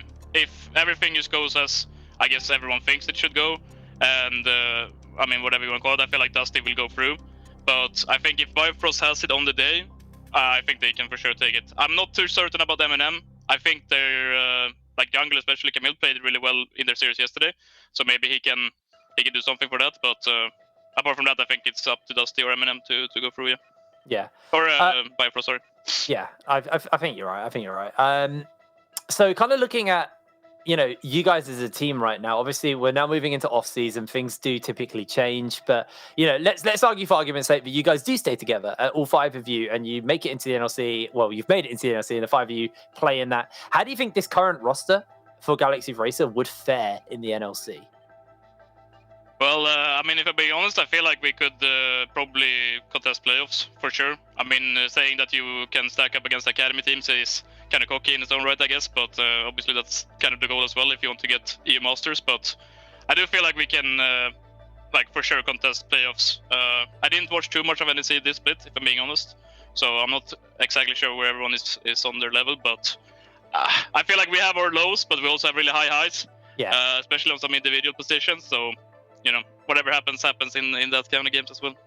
Well, good luck on that. Hopefully you guys do make it through, like, as players individually, all at your spot there. And honestly, just completely smurfed it through the relegation promotion tournament. So congratulations on that, Dragain. And hopefully we speak to you soon. See you later, mate. Thank you very much, April. Take care. Alrighty. Well, what a day. What a day we've had, gang. Shall we bring up today's highlights and talk back over the 4 games of League of Legends we just experienced? Thank you, Max. Good job on pressing your buttons. Okay, this is what it could have been, Galaxy Racer. This is what it could have been. I don't remember who predicted the 3-0, but you could have given them that win of a prediction. But I predicted 3-1, so let's go. Hey, let's go. Okay, Same. you wanted to Just like same. give it to Goldberg. Fair enough. So this was like an absolute stomp when it came to the 2 first games. It felt like Galaxy Racer was just so far ahead in macro, so far ahead in the drafts. The Diffie and the Jiffy was actually super real in the series yet again, just because Galaxy Racer solo lanes and dual lane down the bot lane just make it so easy for Jakey to be able to play the game. And it felt like on game number 3, they obviously talked about it, right? Dragain talked about it as well. They were all way too squishy. They didn't respect the Karthus, and once it started snowballing, it never stopped. But they got it together for game number 4, and it was Monk this time, you know, on the steering wheel. Everyone else in the boot that didn't even deserve to be on the back seat, and he just carried them to victory. It was really beautiful to watch, and I can't wait to see them in the NLC. And it kind of goes back to what Sven said yesterday. They knew exactly what they did wrong against BIFROST, and they didn't think they should have lost the Telia Masters, and this is what happened here. Like, it was just a runaway. And I think it was from both teams. Like, whenever one team won, it was definitely in dominant fashion. So both teams struggling to play from behind. But you know what? As Galaxy Racer, you got loads of time to fix that before the NLC. So this is definitely an interesting roster to follow. And I think Jakey especially is going to be a huge addition to the jungle pool. We already have a lot of insane jungle talent in the NLC, and he's just going to make that pool even wider. I'm going to be very interested to see how he compares to some of the top junglers we have in the NLC, because yeah, this is an amazing series, an amazing couple of games from him. But yeah, I'm being really interested to see how he fares up like to the likes of Marcoon and people like that, and kind of get his kind of big testing, so to speak. As I think what we should do now is take a look at where we are in the promotion relegation tournament. So let's bring up the bracket and see what the hell is going on. So Galaxy Racer have qualified in a 3-1 series in the winners bracket. That means they are locked into NLC. Nothing can happen to them now. They are going into summer. But 3 teams remain with a chance of making it into the NLC, and only 1 spot remains. Tomorrow, we will have Dusty versus M&M. The winner of that will then go on to play BIFROST, and then the winner of that series will make it into the NLC. There is a good chance that we see 2 brand new teams at the NLC. And I mean, we had that last season as well. So we have this lovely cycle of just new faces, new teams joining us. Goldball, you're tilting ahead. Am I right? Or Yeah, am I wrong you are there? right. It was just not the relegations. I just had to get it. Yes, you're right. Yes, you're right. He's just, it's like the old watches where you just have to move them a little bit for them to start working. He was just like shaking his breath. But yeah, we have some amazing games coming up. Tomorrow is obviously going to be that Dusty versus M&M match. We will be saying goodbye to one of our mainstays at the NLC after tomorrow. Goldborg's smiling. Have you got any thoughts on that one, mate? No, me and Trouble was just having fun while you were just talking. So keep going. Yeah. Go on, Jake. Do your job. Just do your job, Yes, Jake. Come on. I'll do my Jake, job. Okay, we're not asking much of you. What have I got to do now? Hype tomorrow. Okay, tomorrow is going to be really, really hype. M&M versus Dusty. And then it says bye. Bye. See you tomorrow.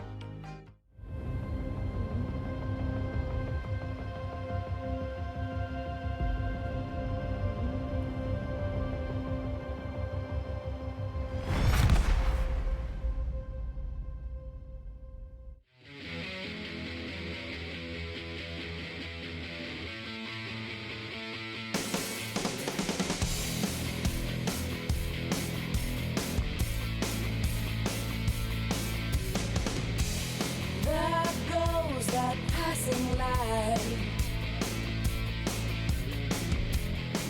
in the twilight before the dark hour. And this time I better get it right, 'cause maybe we're all passengers on the inside. I had something nice to say. I'm thinking of that blood that you are. I never wandered far. I never set my standards too low. And I never wandered far. And I don't mind. Take the lead and drive me far away. You drive me far away. You drive me. When the night comes creeping in to say goodnight. And midday